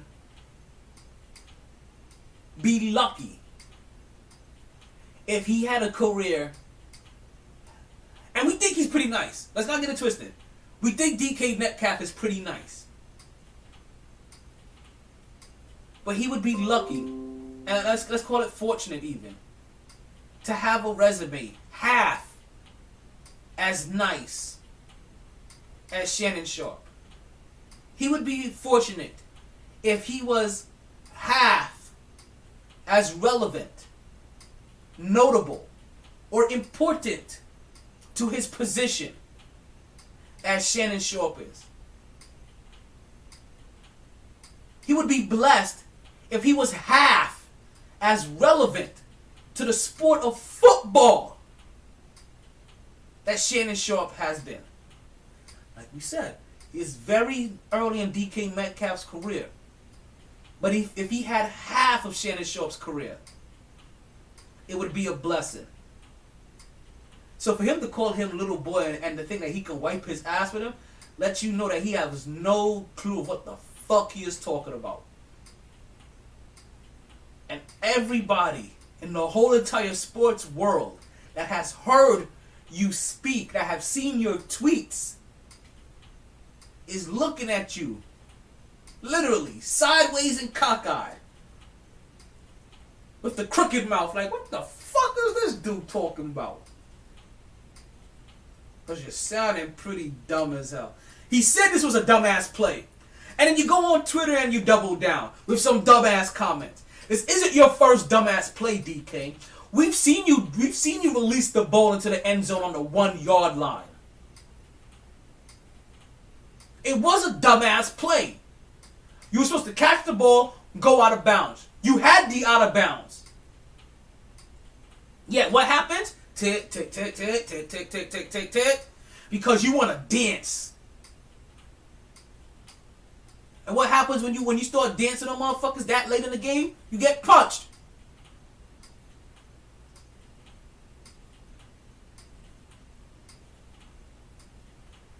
You deserved all that shit. I'm sorry, DK. He deserves all the smoke that he's getting today. Now, while we're talking about all the smoke that has happened in the past, let's get to the smoke that we're about to receive tomorrow. Folks, also, Cam Newton has been vaccinated and he is ready to play football. Let's see how long it takes for a team to sign him. That's going to be the next thing. Because it was pretty much leaked that Cam wasn't signed before because he wasn't vaccinated. Well, he's vaccinated now. What the fuck is going to be these excuses?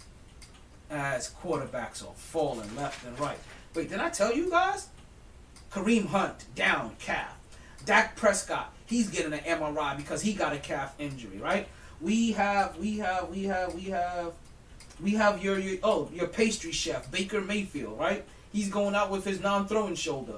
We have the wide receiver Tony from the Giants. He got his ankle checked out. I already told you that Christian McCaffrey already. We thought he may have been coming back this week. Guess what? Psych, he ain't coming back this week either. He's still out.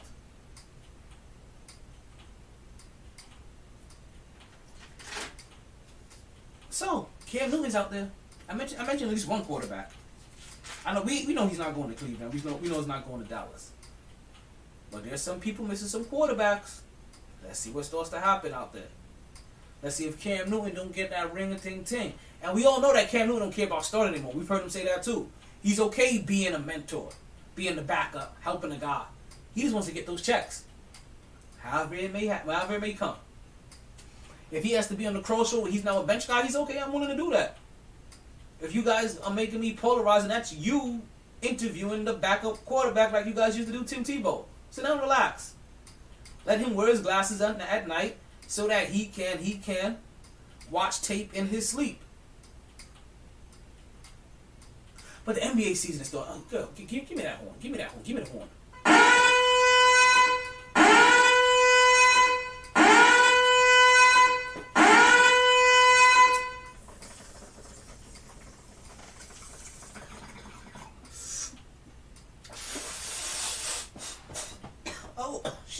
Oh shit. The NBA season starts tomorrow, folks. Tomorrow. October 19th. My Halloween costume is officially here. It don't get no better. It don't get no better. And with the season starting tomorrow, right? With every new season, you have a whole bunch of questions, right? Some legitimate questions, some silly ass questions. Because you get some legitimate statements and you also get some silly ass statements. And I understand what preseason basketball is. Don't talk to me about preseason. I don't care if your team went 5-1. I don't care if your team went 0-6. I don't care if you happen to be one of the scoring leaders in preseason. But somebody needs to get their man's Tyler Hero because he needs a random. Or somebody go help him out. Somebody go give him some fake pee because he's about to get a random. For his statements earlier, when he said that he should be talked about like Luka, in the same statements with Luka? Really? I can understand him feeling like he could be in the same category or talked about in the same breath as Trae Young. That makes a little bit more sense to me. But Luka?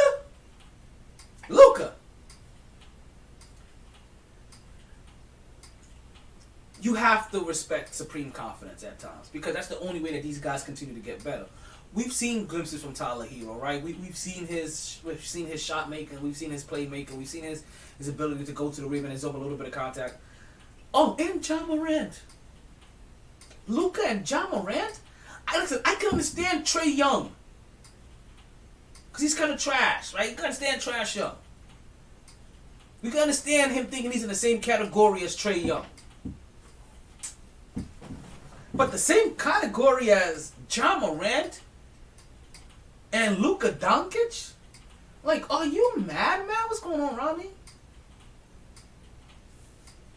Supreme confidence, irrational confidence. It's the thing that... It's the things that athletes must have sometimes to keep them going and moving forward and to keep them chasing the carrot at the end of the stick, right? Like some people catch that carrot like Candace Parker, the real CP3. And some people never catch it, but they continue to run on that wheel. Who knows which one is gonna be Tyler Hero? I mean, we enjoy him. He's a likable character. He's a Miami Heat fan favorite. They like him down here. My DJ friend has nothing but good things to say about him. Shout out to his 5th year now with the Miami Heat organization. Shout out to DJ Scepter. Make sure we give him some of that love. Hold on. Big up.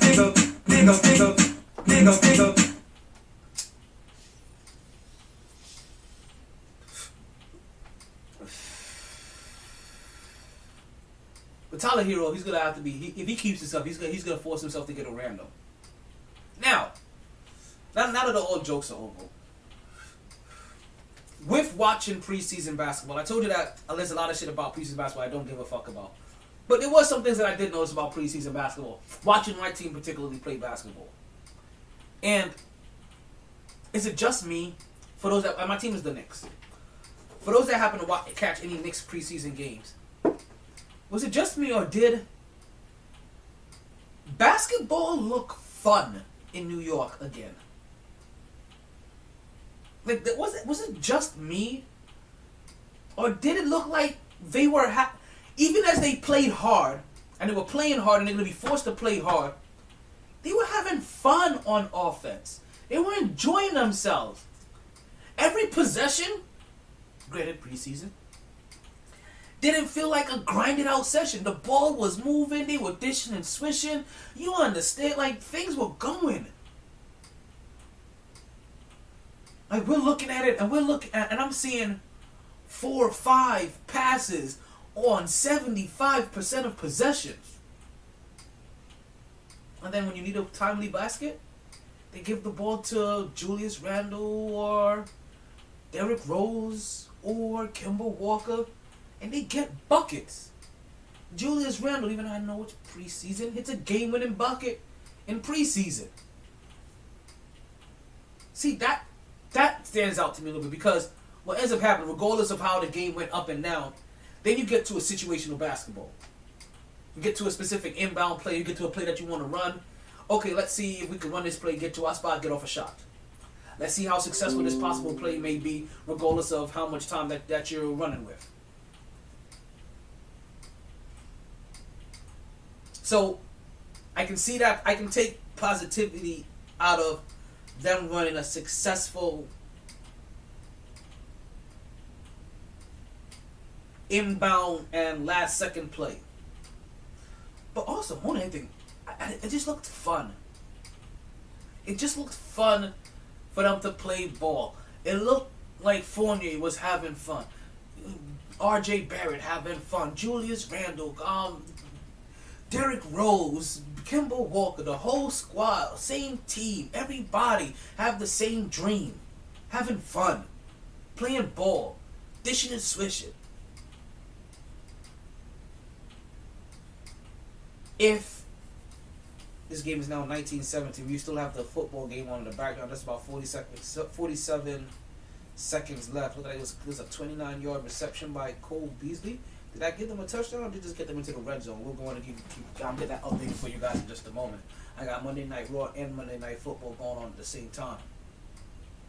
And for those that don't know, there has been times where Monday Night Raw has beat the ratings of Monday Night Football. Plenty of weeks. Plenty of weeks.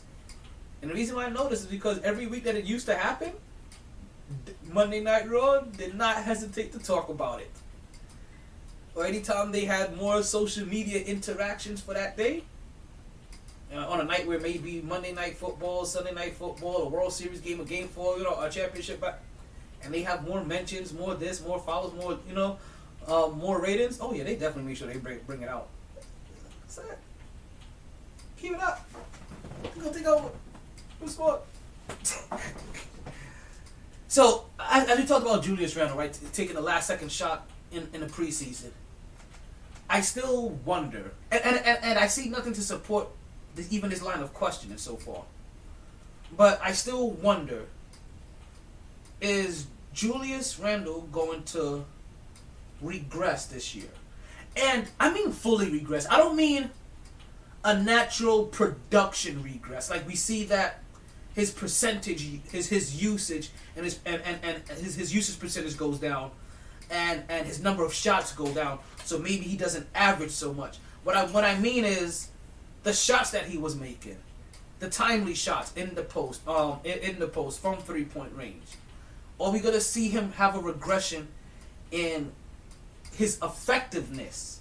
Because it really doesn't matter how many points he puts up. It's about when you do get those opportunities, when your bell is called, when your number is called. Can you continue to be as effective as you were last year? And it looks like somebody is down for Tennessee. They're holding their leg.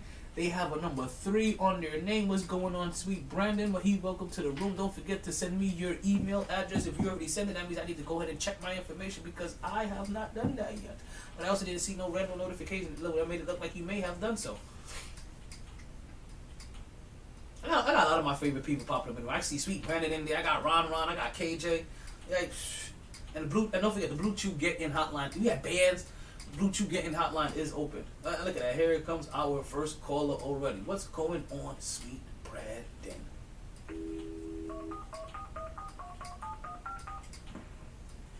What's going on, SB? Oh, that's loud. That came in hot. I don't want that hot. You know? Yeah, what's going on, SB? How you doing today? This Buffalo Bills Monday Night Football game, man. We look good. That's right. Your team is currently on right now. Who is that's currently injured on the field? Number 13 for Tennessee? Oh, man. I didn't see that. I saw Luan go down. Yeah, he hurt his leg. He can't even put pressure on it. Yeah, so somebody number 13 for Tennessee. like he's being helped off the field with a leg injury. Oh, their kick returner. That's what that was. Oh. But yeah, Buffalo so far looking good. I haven't been paying a lot of attention to the game. Right now we have about like 34. Right now where I'm currently at, there's about 34 seconds left in the game, in the half I should say. And Buffalo is currently up 20-17. So there's been a lot of scoring in this first half. There's a lot of scoring.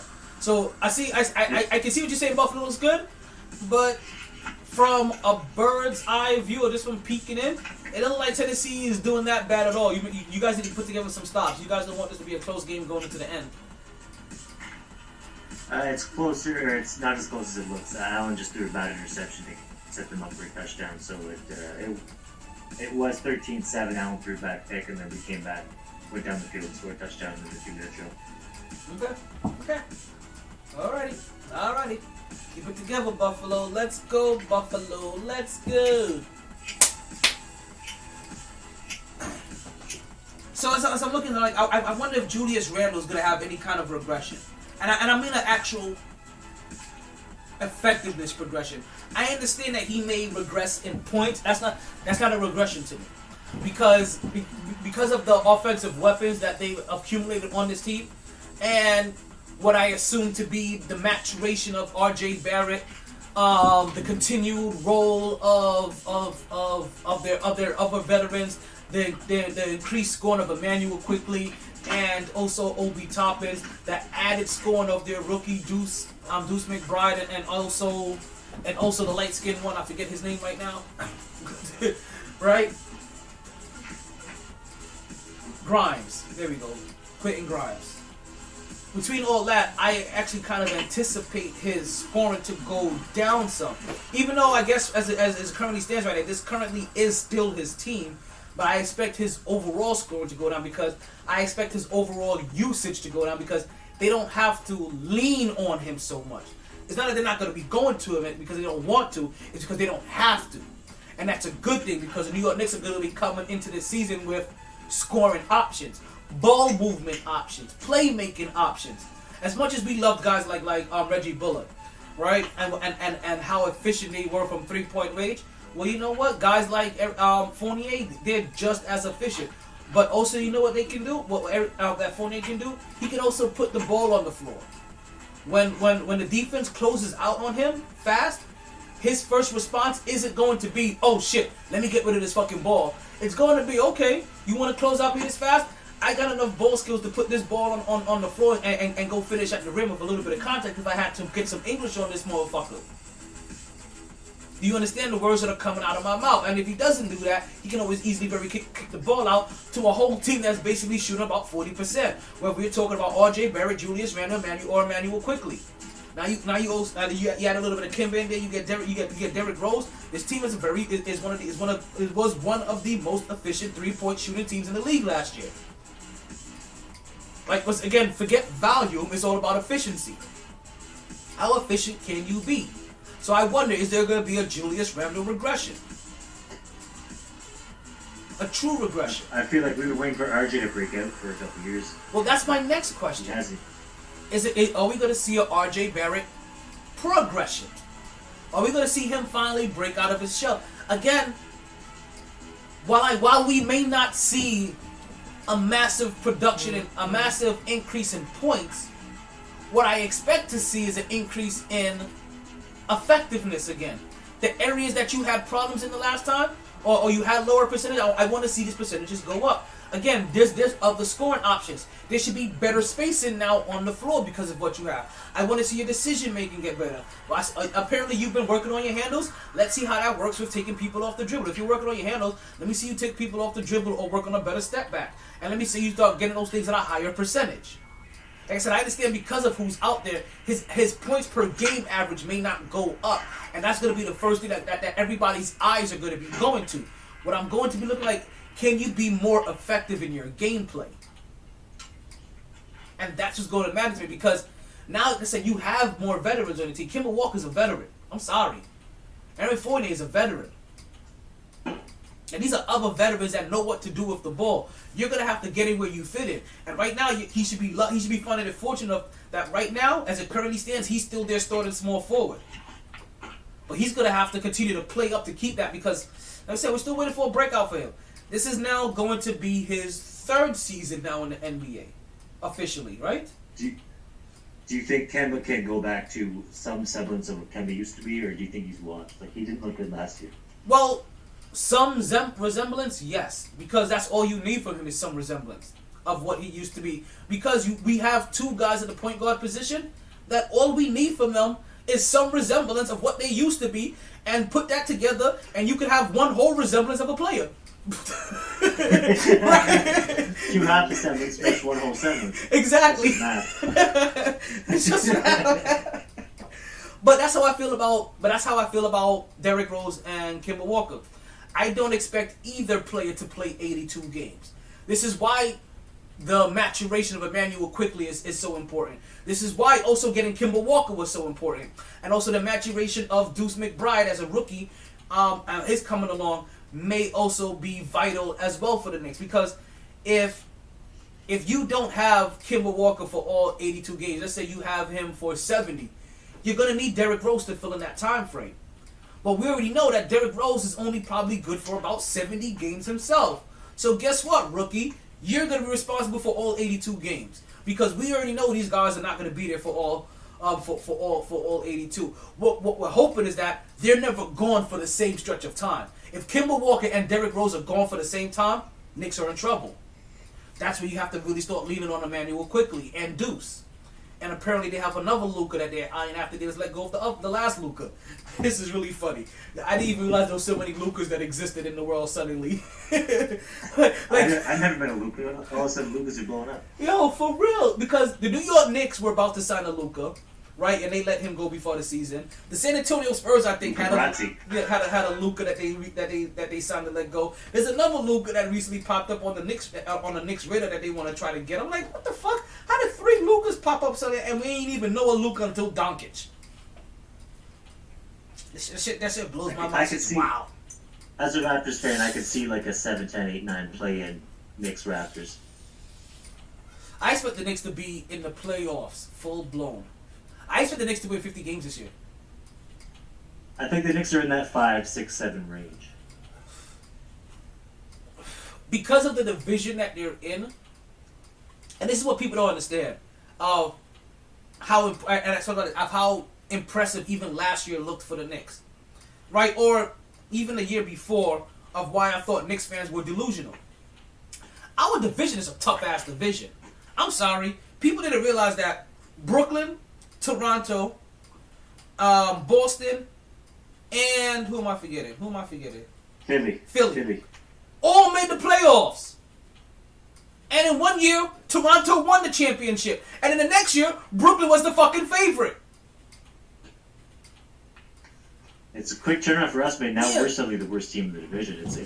Yeah, the Knicks are there. The Knicks are gonna have to be impressive. Yeah, the Knicks are gonna have to be real impressive. And I think that based off the way that they play hard every single game and they're not gonna load manage, and the way that Tom Thibodeau literally squeezes water out of he's the only person. You guys know this saying, you can't squeeze water off a rock. You can't get blood out of a stone. He squeezes blood out of a stone. He is the one dude that does that shit. And that's what is going to happen this year with the Knicks. They're going to give maximum effort, 82 games, 48 minutes. Every single fucking second. And because of that... Ain't no stopping Obi Toppin. You can stop Obi. I'm sorry. I still think Obi Toppin doesn't go to the rim aggressively enough for my liking with somebody with his kind of athleticism and hop. He goes to the rim as if he's trying to avoid contact instead of absorbing contact. I just liked him in college, and I root for him. Well, you guys are a rival technically. I do root for him. I did root for him, but I'm gonna be critical of him. He's on my team. I can't. Kobe Bryant probably said this the best. He's going to the rim like he's kind of light skinned. Thank you, KJ. Is that a real quote? Did Kobe say? I never heard that. KJ. Oh my God, go look it up. KJ. Kobe. See, KJ, what you doing to me? Kobe Bryant said it to his teammate Jordan Clarkson back in the day. Yeah. Is it Jordan Clarkson? Yeah, go look it up on YouTube. Cause it's a no, either with Jordan Clarkson or Shannon Brown, one of those two guys. But I think it was Jordan Clarkson. And there was a play where he went to the rim viciously, like real vicious, like right, yoked it on him, like ugh. And after and in the locker room after the game, they asked him about it. They were like, "Hey, you had that play where you kind of went to the game. Well, what was all that about?" And he's like, "Well, Kobe told me that I've been going to the rim like a light skin, so I need to stop going to the rim like a light skinned dude and go to the rim like a dark skinned dude." So that's what I did.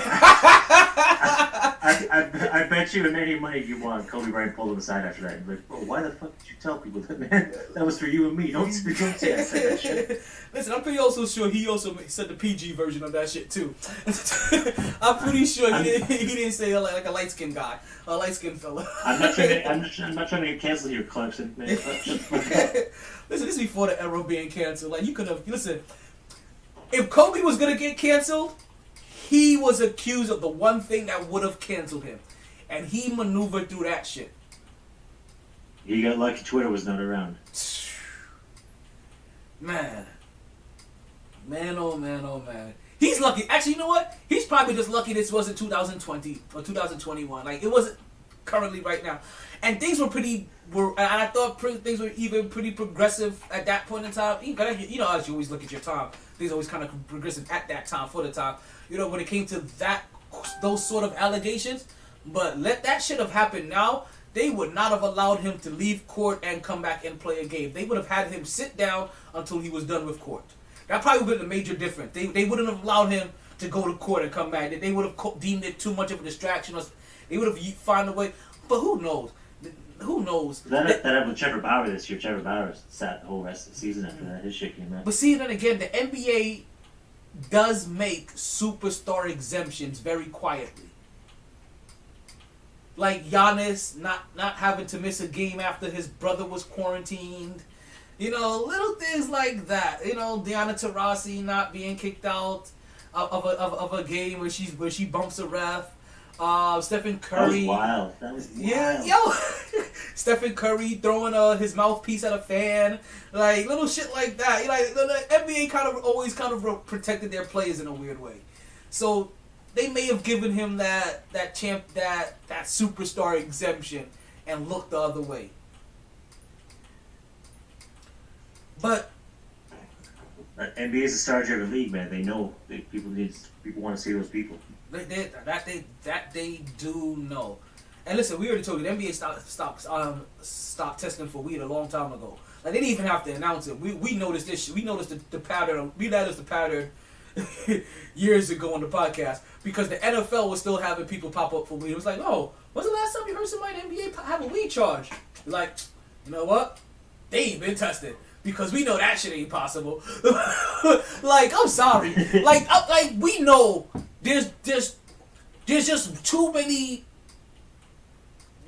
knuckleheads in the sports world that there's not gonna be one or two of them that's not gonna slip behind in the cracks and just be like, oh, I thought I had time, or I thought I did this, and get caught like, oh, now you just heard this person did it. But I'm so glad they got rid of that shit. Like seriously. Thank you, NBA. Stephen A. Smith's punching the air right now. For real, he's like, you guys took away one of my biggest talking points. I can't tell people anymore to stay off the weed.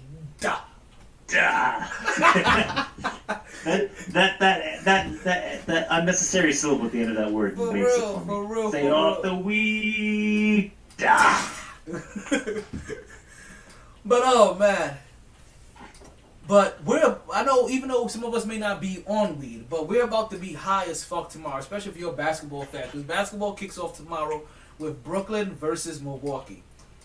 And I know I keep saying I don't want to put a lot of stock into preseason, but I keep referencing the shit that I saw in preseason because there is shit that I'm going to nitpick from preseason. And one of the things that I saw was Giannis's jumper, which looks legit now. Came in one of the games, first shot, a step in 3-point shot. Then all of a sudden, he gets his guy on the high left wing, right on the high post, and he starts backing him down a bit, and you see the guy bracing himself to get all the way to the rim, right? Or like for Giannis to back him all the way to the rim. Nope. Giannis takes a little pull-up shot, bam, catch a little 17-footer. You're starting to see Giannis shoot, not only just shoot more, but also shoot a little bit more efficiently. And with every shot that Giannis takes, it makes us look at Ben Simmons like, come on, man. Thank you, Kate. Yo, you know what's funny? I looked over and I see that as I'm saying, yo, it makes, oh my God. Every Giannis jump shot to me makes Ben Simmons look bad. But that's because Giannis went to the Kobe Bryant School of Higher Learning. Well, we all know that Giannis isn't scared to shoot threes in the regular game either. And if he's going to put up massive amounts or overabundant amount of three-point shots, just to kind of show off, have a feel of it's going to be in preseason when it doesn't count. But I'm not just talking about his three-point shot. I'm talking about his mid-range shot from the elbow. I'm talking about the fadeaway post on the high post and on the low post. I'm talking about all of his shots. I'm talking about him stepping into shots, taking shots. I'm taking shots up. I'm comfortable taking shots at the free throw line, as taking dribble pull-up shots at the free throw line as he's coming up, and the man that's guarding him is basically underneath the rim because he's expecting Giannis to go all the way deep, and Giannis is like, you know what? Nope, I'm just gonna take this right here. I got this. You give me enough room, and I get it. When we see some, depending on how his shot looks in the clutch moments, you still may see Giannis do his thing and go all the way to the rim. But in preseason is the time that he is supposed to practice his shot, or you see the new things that he's working on. And if this is any indication of the new Giannis is going to be pretty fucking extra unstoppable. He was already pretty unstoppable without a jumper. He adds a jumper. See, this is what we say, right? About the John Morants of the world, the Ben Simmons of the world. Let these guys get a jumper. And man, oh man. And here is Giannis. Basically, every single year, doing what Kobe taught him. Nothing new, nothing fancy. Just the same thing over and over and over and over and over and over and over and over and over and over and over and over and over and over and over again. Until you can never be nervous in a particular situation because you've prepared so many times to do what you are about to do that you can never feel nervous. Which means that the only time that you ever felt nervous in life is basically when you've been unprepared.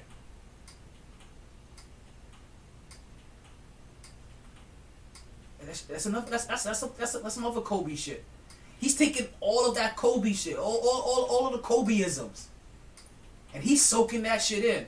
Like if you guys have been watching fucking the 7 Deadly Sins, he's over there soaking that shit into his body like the deadly sins. You know what I mean? Just taking that shit, absorbing that motherfucker. Every Kobeism, he's taking that shit in, and every year he's becoming a better version of himself. Every year.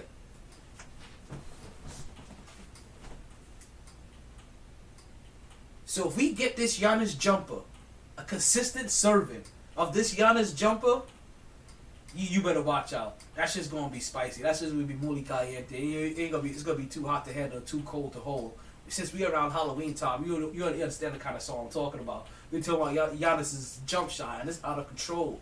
You got that proton pack. You understand? All that shit. And then obviously we have Brooklyn. Brooklyn, that for right now is gonna be Kyrie-less. I have a feeling that Kyrie Irving is going to come back for the Christmas game. Right? And what we're going to see, he's going to pull like some Willis Reed shit. But instead of like hopping out of a wheelchair, you're going to see him take off his jacket and then you're gonna see him reveal a Band-Aid where he got the shot, right? And then he's gonna hop on the court. Obviously, 2 weeks after he's had the shot, you're gonna see him come there, rip off the Band-Aid, and bam, get ready to go ball, and make his comeback. Cause you know, and I'm just saying it because I'm just calling. I'm playing as if he's a diva, right? As he's a diva standard, and he would pick specifically the Christmas game to make sure he's highlighting as the biggest stage to come back, the day that he could get the most possible attention outside of opening day, which is going to be against the Milwaukee Bucks. So we're going to see this. We're going to see this Brooklyn team without him, but this Brooklyn team still without Kyrie Irving still ain't no joke. Shout out to the verses between Big Daddy Kane and KRS over there, last night. If you guys missed that shit was fire. Right? This Brooklyn team, even without Kyrie, like there ain't no joke, and they can still 100% put up buckets. And they've added Paul Millsap. That isn't anything to really sneeze at, but he just brings veteran presence and an easy way for them to get easy buckets down low, and a guy that understands how to score inside and out. The guy that I still think is probably the most important to their run, even over Kyrie Irving, is LaMarcus Aldridge. Is the ability of LaMarcus Aldridge, because I believe if LaMarcus Aldridge is healthy during the playoffs, they win the championship this year. If they have LaMarcus Aldridge, nobody's stopping him in the post. Are you telling me that DeAndre Ayton was going to stop him in the post? Phoenix Suns are not even trying to pay him. You think Ayton was going to stop DeAndre Aldridge? I'm sorry, was going to stop LaMarcus Aldridge? A postmaster? You understand the definition of posting and toasting? I'm sorry.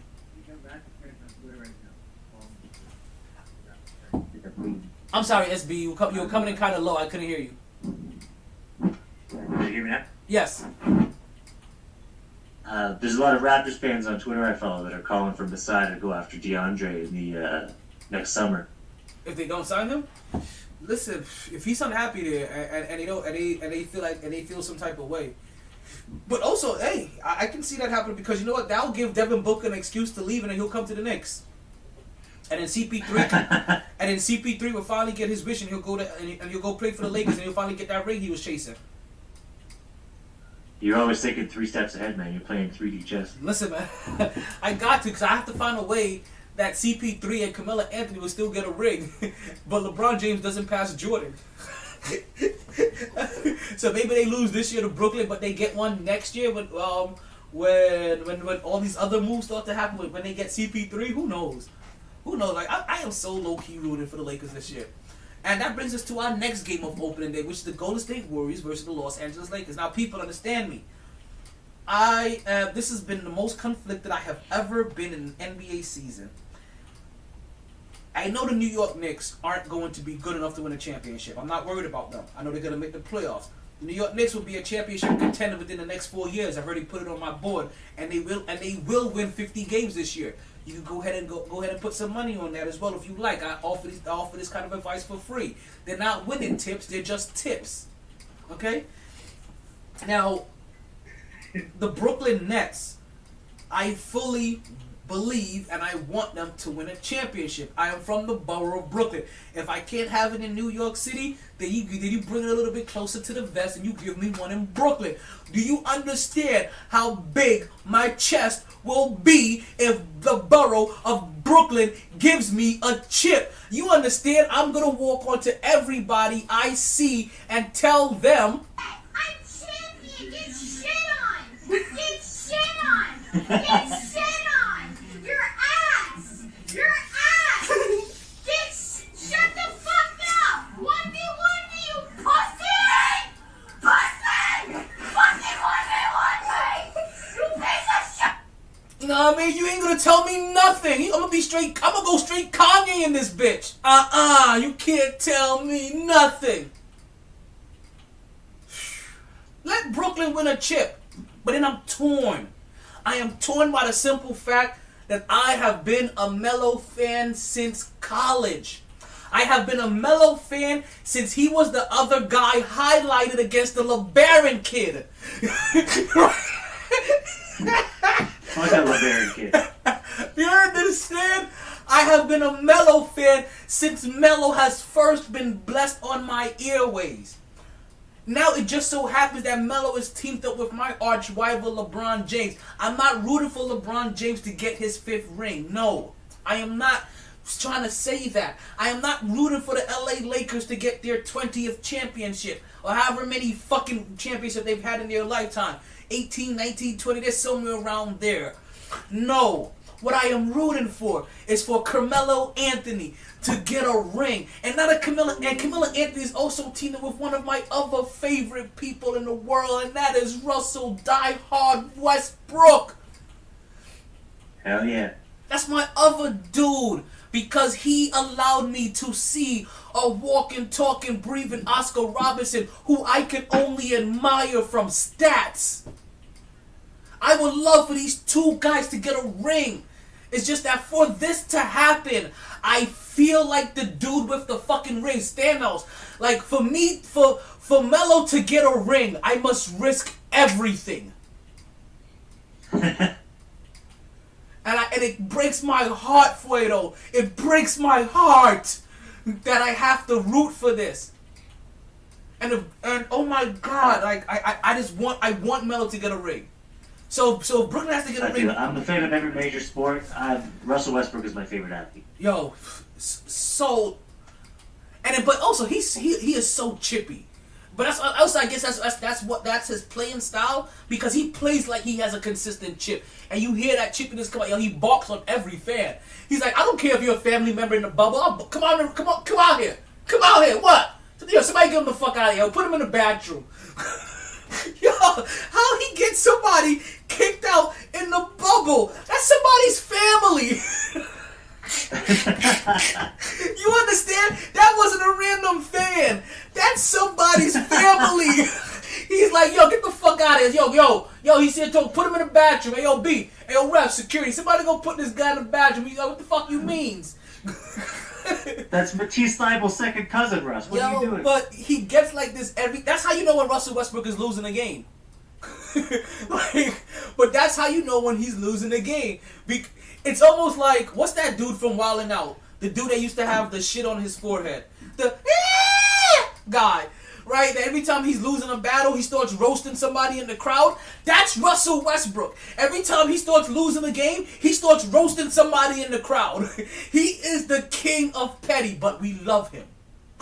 We love him. I don't know who you're talking about specifically, but side note, Justina Valentine could get it. Oh, yes. Yes. She can. She can, and she can rap. You know, it's the guy, I forgot what, is his name DK? DK. I want to say his name is DK. And he has that fucking high-pitched ass, like, he always does that shit. And he said that line, bring your ass here, boy. Like, he says that shit. DC Young Fly, that's his name. Oh, that the D, is it? No, I know. Yeah, I know you're talking about. Yeah. He's got the stupid-ass tattoo between his eyes. Yeah, there we go. I thought it was a birthmark. There we go. I called it I called it a birthmark. It's a tattoo. More than the DC birthmark. I called it a birthmark. But that's who Russell Westbrook is. He's DC Young Fly. Like, yo, anytime he's losing. You said DC tattoo between his eyebrows. I thought that shit was the birthmark. What do you mean he didn't have a birthmark? That's what he has? He has DC in the middle of his forehead? I really thought that. Listen, it's better than having that fucking the Infinity Stone in your in the middle of your forehead like that one rapper. Oh, who's that? B. Simone could Uzi? catch it too. You understand? She could get all of this, baby boy. Shit. Shit, B. Simone could catch every single letter into the thick of it, like ugh. Shit. Hey, her boyfriend for real. B. Simone, Raven Simone Biles. Yo, B. See, this is why you earned your name, Sweet Brett. I had the biggest Raven Simone crush. I was like, yo, if I ever meet Raven Simone, I'm gonna turn her straight. Like, yo, I swear to God, I used to love me some Raven Simone. And I love me some Simone Biles. Like, listen, and B Simone, like you said, bring them on. And isn't there also another rapper named B Simone as well, too? Bring them all on. Shit. Like, how is that you, Simone your name? like how you want to be? Like, listen, you show the title. like for real, like shit. Like, I'm trying to think. Have I ever met a bad Simone? Like, not a baddie Simone, like a bad looking Simone. Like, I don't know if I've met any, if I've ever met a Simone below a 6. Every Simone I think I've met has been above average. I think they gotta change their name if they're 6 or below. That's how we get the Simons. Simon says you're gonna change your name. So we get Golden State and LA Lakers, which is its own little rivalry, not only because of location, but because of B. Simone, Simone Biles, Raven Simone. Listen, I don't care. Bring them all on home. Listen, shit. See, listen, KJ. We all on the same surfboard, but actually, no. We gotta have different surfboards. There's not enough space for all three of us to be on the same surfboard. I don't even care if it's a long board. Banana boat. Oh man. Now, so with their second game of the evening, we're gonna get a chance to see LeBron James, Stephen. Basically, this is gonna be a star-studded game. We still don't have any Klay Thompson. We won't have him back to possibly the Christmas game. So we'll keep an eye on that and keep an ear out for that. I really do miss Klay. And listen, if Klay isn't back yet, I believe I fully trust him. I fully trust him because Klay's a tough son of a bitch. He was one of the Iron Men of the league. Before he had the official injury. I don't know if you guys remember. There was 2 years back to back where it looked like he was about to suffer an injury to shoot him out of the fucking playoffs, and he sat down for like 5-10 minutes, and he came right back, and I was like, yo, he is made out of some shit. So this is actually like the third time that he has had some kind of injury like that in the playoffs. It's just now it finally caught up with him. The other 2 times he just kind of walked it off literally. So I remember seeing that shit. I don't know if I'm allowed to say this, but he's giving the Lightskins a bit of a better rep. He does give the Lightskins a good rep. He does.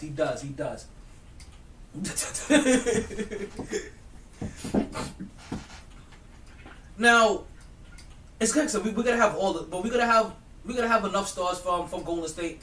With the Golden State team, I'm interested to see this guy Poole that Stephen Curry keeps talking about. Apparently, Stephen Curry has a high praise of him. So I'm gonna be watching. I'm gonna be watching it. Yeah, I'm gonna be watching the game with him. I'm gonna be watching his game, and not just this game, but throughout the season. My eyes are gonna be gravitating to Poole more than it's gonna be gravitating to probably anybody else on that team, because I'm gonna start. He's been there for a minute. He was on that finals team that we beat. No big deal. Yeah. So like I said, Steph has high praise about him. He's been talking about him highly. So. I want to see if if Steph is just being a good teammate, or if this dude has really started to take some necessary steps. We all know who the Lakers have. Or if Steph's gone off the deep end.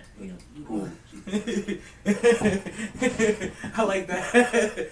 He could have gone off the deep end of the pool. You know what I mean? Like it happens, and he could be sipping the Kool-Aid. Like all of that can be happening.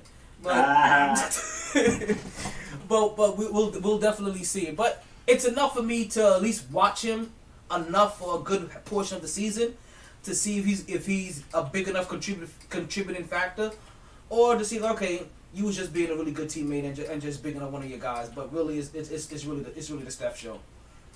But the Lakers got everybody. I think that's just also said that shit is valuable, man. For that kid, hearing Steph shout him out in the public was probably fucking fantastic for that dude's self-confidence.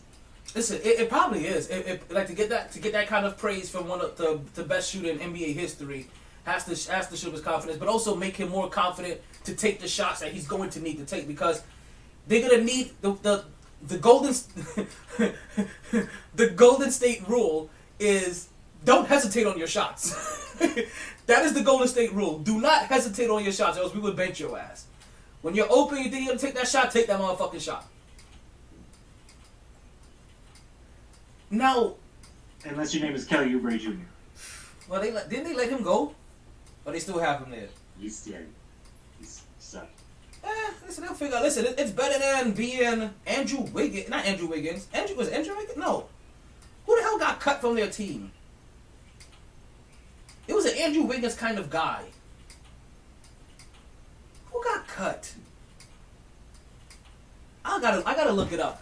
Hey, it wasn't Andrew Wiggins, but when I saw it, I was like, he's supposed to be a little bit higher rated than this. Or I remember him being higher rated. So the fact that he's being cut now from another team, I just thought it was sad. Or kind of disappointed even. One of the things I'm going to be looking at for the Lakers is the kind of shape they're going to be in. Because there's two guys that I know are going to push this team to be in the best shape they're going to be in different ways. One's going to be physically and cardio, and the other guy is going to be recovery and what you consume and intake, right? I'm going to be curious on what the addition of Russell Westbrook is going to mean for the conditioning of this team, for the conditioning of Melo, for the added conditioning of LeBron James, for the conditioning of Anthony Davis, and how they're going to run the floor. It makes me really wonder how... I know they're going to be in shape because you're going to have to keep up with Russ in some kind of way. Russ isn't going to fully slow down for all of you guys. So somebody's going to have to run the court with Russ. It's going to have to be LeBron, or it's going to have to be Dwight, or it's going to have to be Anthony Davis. It's going to have to be Melo. Like, if Melo isn't running, then he's going to have to be like the lingering big man. That's gonna be lingering and step into a 3-point shot at the top of the key kind of shit.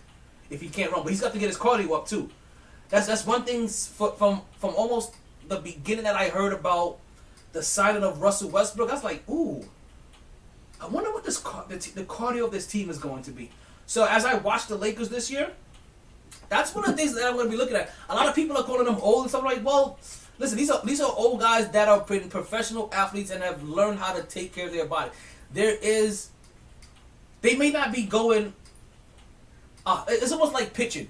You may not throw 102 miles an hour heater all the time, but I can throw 92 change ups and curveballs and I can control the pace up. Let me say it's Alan Warner, but I can control the pace of play with 92 miles an hour. Very lethally. If I have the veteran mentality to be able to take advantage of every opportunity. And I think we have enough of that here in LA. Listen, I won't be surprised if the Lakers... I'm sorry, B? Go ahead. I think that was an incredibly smart move by Lakers general manager LeBron James to bring Russ in. Yes. Because I think they're going to play like the first 6 minutes to game together. They're going to play the last 5 minutes together. And I think most of the middle of the game is going to be one or the other on the court. Because LeBron knows he can't play 37 minutes a night, bringing the ball up the court every time. So he knows when he sits, Russ can be in and Russ can sit and LeBron will be in. One of those guys is going to be always on the court. And I'm glad you actually said that because LeBron James is probably going to try to play as many games as possible, and Russell Westbrook allows him to rest on the court because he doesn't have to bring the ball up all the time. But also, two other sneaky big moves is bringing back in Dwight Howard and Rajon Rondo, right? Because we all know Rajon Rondo ain't focused unless he's on a championship contending team. We've seen that now, and we've learned, and I said this immediately last year. The Dwight Howard who had him, Atlanta, right? Was it Atlanta? He went back home, right? He went back home so he could be with his peoples, right? He went to Atlanta. But wait, who did he go to last year? He went somewhere. But wherever his pit stop, no, it was. He was with the Clippers. Was he with the Clippers? Clippers or Philly or one of them? I can't remember. Who knows? But wherever he was last year, I just kept on saying that they don't have the Dwight Howard. Yeah, I think it was Atlanta. And I'm going to tell you why, because I can go say that he's distracted where... Yes, it was Atlanta. Because he was distracted where he was at. He was talking to people in the fans. And so he probably had a couple of boos in the stands, right? So for Dwight Howard, Atlanta... and I'm pretty sure it was Atlanta, but the team he was on last year, they weren't getting the Dwight Howard that was on the Lakers the previous year before. Because you had nobody to reel him in to be focused. You didn't have anybody to help. Like, Dwight Howard, he isn't a leader. It's plain and simple. He's not clearly he's a leader. He isn't trying to be. If you want 10 points and 15 rebounds and 3 blocks from Dwight Howard, you need a strong leader in that locker room to get him focused every single game, because he will be distracted by a little bit of everything in the world. Because he's a natural goofball, and I am too. I get it. But this is why I'm talking about this from experience. Like, you're gonna have to find somebody to reel him in. That's LeBron James. LeBron James is gonna reel him in every single game. Get him to be the most efficient version. Being the most efficient Dwight Howard that this version of Dwight Howard can be. He's gonna get that from him. And then, like I said, and then you see, so now you get Rondo back. You get Dwight Howard back. We already know that Rondo can play well with pick and roll with Dwight Howard and with Anthony Davis, and he can get them both going easily in space and at the rim. And he's also another ball handler that LeBron James trusts fully. So I'm telling you, LeBron James, he got guys so that he can actually rest on the court. Right now, I just took a peek at the score of the game. We have about 2 minutes left in the third quarter, and Tennessee is up 24-23. Get your shit together, SB. Don't you be letting me down. What the fuck is going on? I'm not worried. Okay. Dwight Howard's going to have to worry about Russell Westbrook jumping over his back to get those rebounds, though. I don't think so. I still think that you know what though? Again, this is all about pace and play. You know who's not going to be getting rebounds? LeBron James. So when you say that he's going to be jumping over people's back, like that's a misconception. It's just going to be that they're both going to be getting rebounds. He'll be getting rebounds along with his center and along with Melo sometimes. But he's going to be getting his double-double because he's going to want to get rebounds more. And it's okay to have somebody that wants to get rebounds, because not everybody wants to get rebounds. Wanting to get rebounds is never a bad thing. It's never been a bad thing for your point guard to want to get the ball off the glass and push the pace of play. It's only been since Russell Westbrook that we've criticized it. Jason Kidd. It's a three-point generation of the NBA right now. I think. I was joking around before, but like the thing is, the teams will fall back and go around the court and let the point guard get the rebound. Like, but think about because it. Because the shot guys are already running back to defend the three. Yeah, and remember, Jason Kidd did this. Remember, this is what made Jason Kidd a triple-double machine. It was that he was grabbing the boards off. He was grabbing that rebound off the board. Because remember, this has always been a good thing to have a point guard that can get rebounds and push the ball, so you don't have to go looking for him to get the ball to start pushing to start getting the ball off the court. You're not wasting that 1-2 seconds to find the point guard to get the pass. Like we praise Chris Paul for it, and he doesn't get double-doubles. Like we said, we praise Jason Kidd for it. We saw what he do. The Rajon Rondo that made him an all-star was doing that and basically getting a triple-double. That's how point guards get triple-doubles. They have to be that kind of point guard that gets rebounds, which has always been beneficial. See, as much as we love Russ, we have these weird conjectures that we talk about Russ in sometimes, as if he's being greedy. No, you understand? When Russell Westbrook gets a triple-double, his team wins 75% of the time. Let me ask you this. If you knew this, would you not try to get a triple-double every game? Because you're guaranteed to win 75% of the times. I'm sorry. What he does guarantees to win 75% of the time. You can't knock that. It's the chicken and the egg, though. If Russell Westbrook's getting a lot of rebounds, that means the other team's probably missing a lot of deep shots. Which means they're taking those shots because they're down. You know what I mean? Yes. How many come? Somebody got to get those boards, and somebody got to want to get those boards. Remember, rebounds is like defense. It's an effort thing. It's an effort stat, right? Don't ever get it twisted. Rebounds is an effort stat. We've seen guys, 7-foot guys, go 3 quarters without a rebound. This is why Aiden is not getting a goddamn extension. Because we've seen him disappear and not get rebounds when it mattered the most. So, pass interference in the end zone. Looks like the Bills are going to get the ball in the 1. Nice. So, I can't knock Russ for getting these rebounds, but it makes me wonder. This is why I talk about how is the cardio and the health and the going to be for the rest of that team, because you have Russell Westbrook that's going to push the pace. Rajon Rondo is a similar point guard. He just isn't as athletic and finish at the rim as strong. But Rajon Rondo is I'll take the ball off the rim and push the ball up court. And then if LeBron Rondo walked in the early part of the decade, so Westbrook could run. And then this also remember this. See, you know who doesn't want to get rebounds? LeBron James. Because if LeBron James wanted to, he should have been the one. Like, this is probably the biggest place that LeBron James has ever disappointed me in. LeBron James should have been the first person after Oscar Robertson to average a triple-double. Because all it takes is effort. And without effort, he averages 8 rebounds a game. Or with minimal effort. True. So imagine if he did what Russ did and put maximum effort. But also, I don't know if you guys heard, LeBron James already told Dwight Howard, you can take, what he said? He said, you can't take any 3-point shots. He said, I have 2 jobs here, to get rebounds and block shots, but you can't take any 3-point shots. You can take a 3-point shot for every 10 rebounds you get or every 3 blocks you get. Some shit like that, he told him. So Dwight Howard, so he already told Dwight Howard, hey, I need you to go grab every board. So we know Dwight Howard's going to grab every board. We know Rajon Rondo doesn't shy away from rebounds. We know Russell Westbrook is going to go grab every board. And we know Melo likes to get his, give me that shit, I get the fuck out of here. Like, so I'm not like having people that want to rebound is not a bad thing. And then he's still going to have LeBron James is going to fall into 6 rebounds a game. That's fucking good.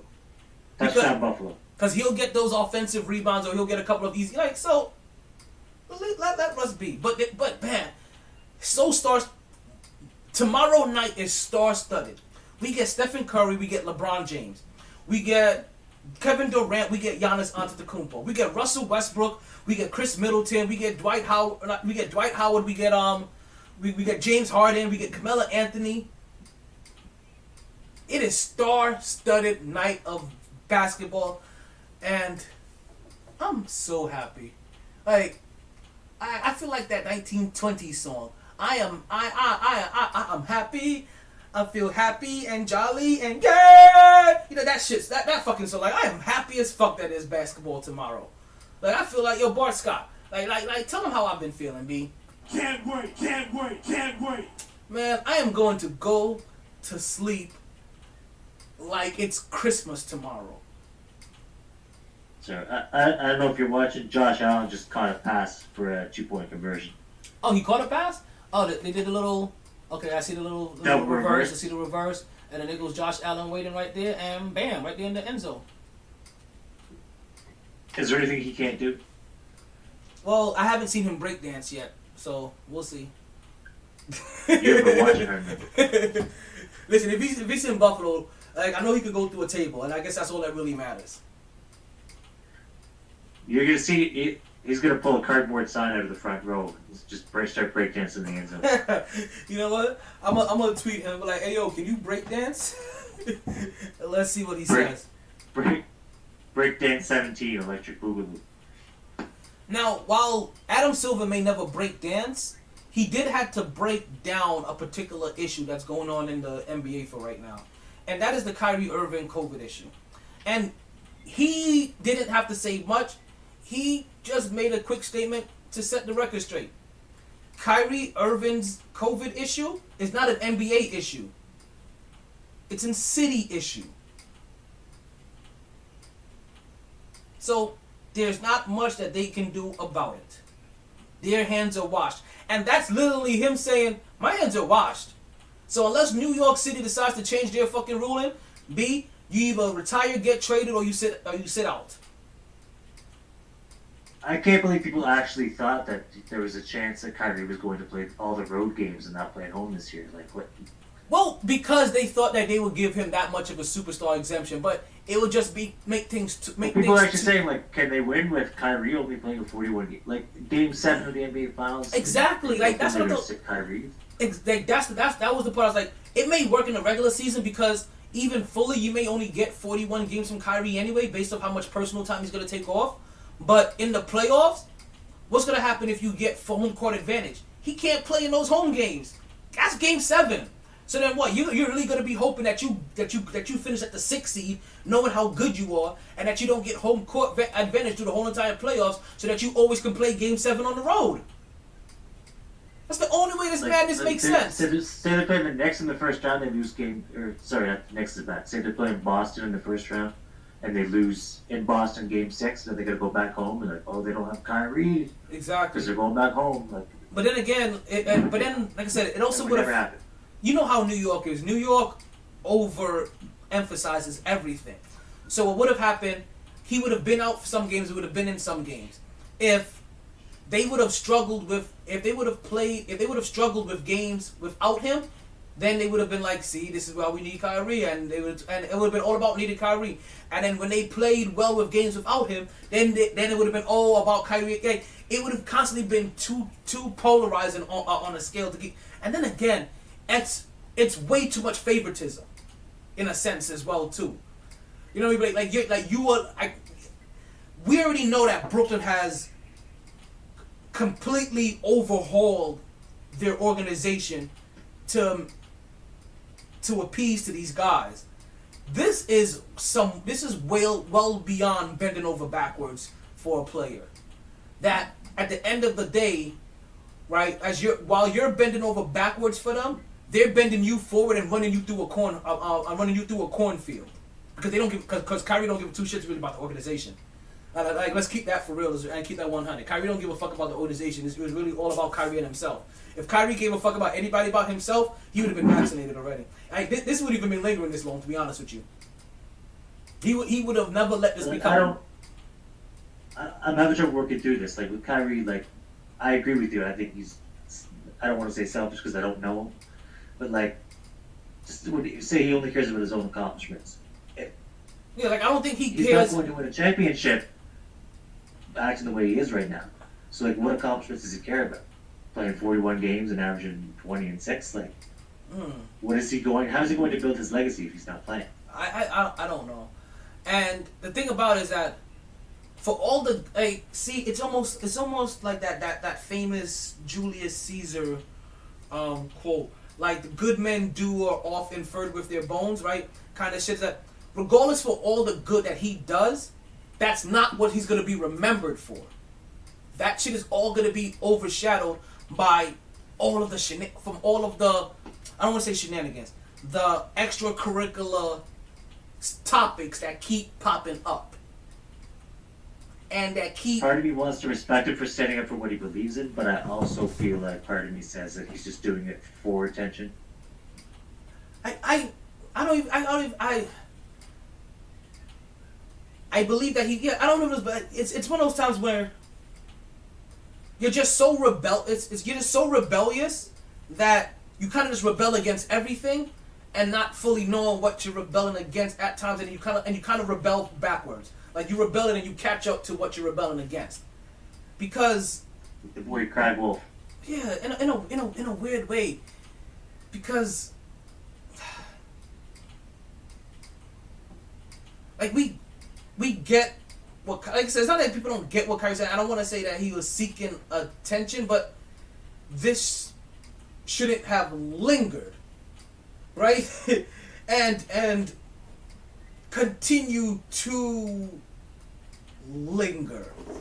And if he wants to make a point against vaccination mandates in the NBA, be like, all right, I'm out, I retire. Or vaccinations. I'm giving up the rest of my contract because this is what I believe. Yeah. Don't sit out and make a distraction for your team. I'll play 34 games this year and get half the paycheck. If you want to show your conviction, then dip. Yeah, like I said, Kyrie's always been a weird character, right? Because I love talking about him on the court when I love talking about him off the court. And see, okay. My current thing is with Kyrie, and even with a lot of people. Why take a stand again? Why are you taking your stand against vaccinations now? We all have been vaccinated to be able even to articulate the way that we are.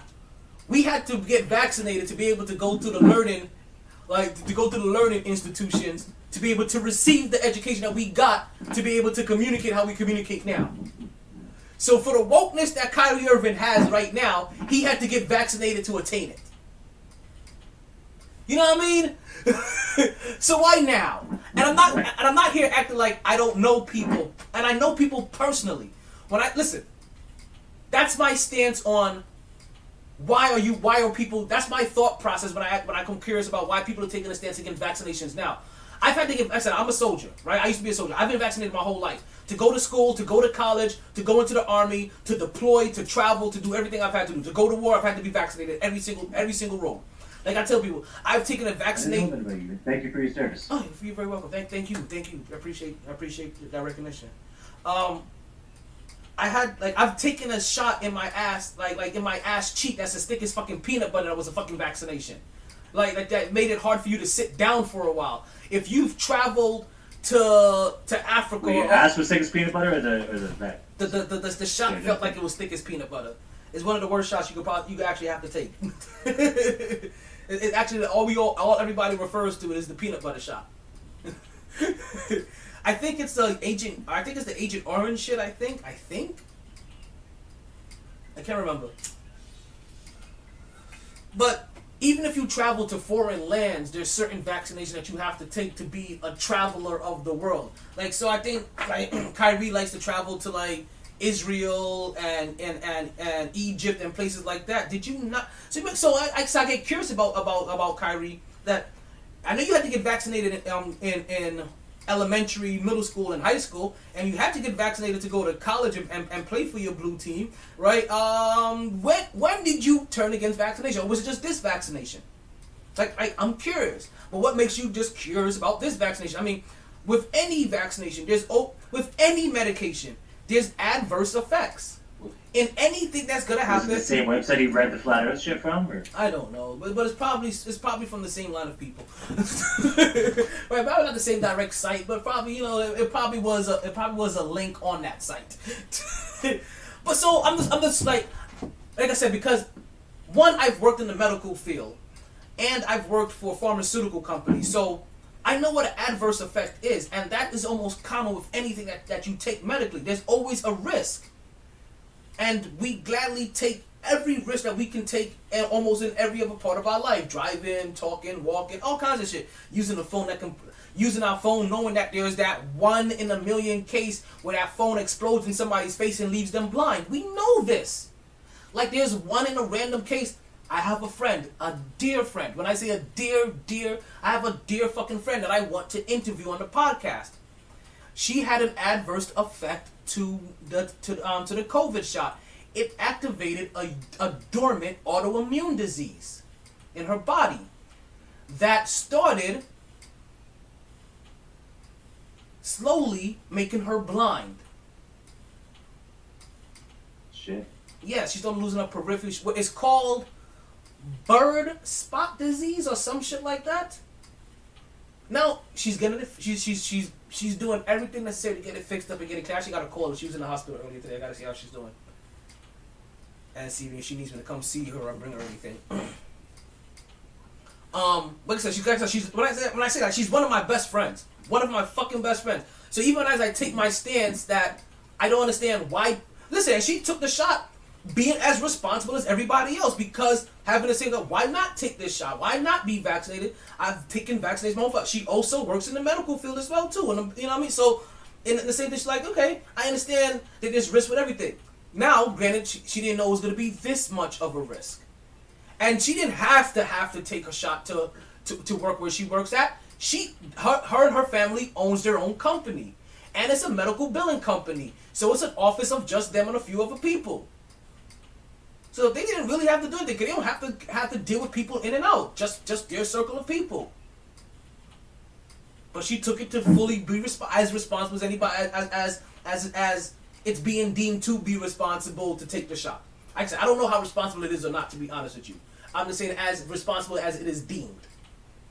And she had an adverse effect. I know these are out there. And even and there's one thing I want to ask her fully, and I want to ask her here on the air. Does she regret taking the shot?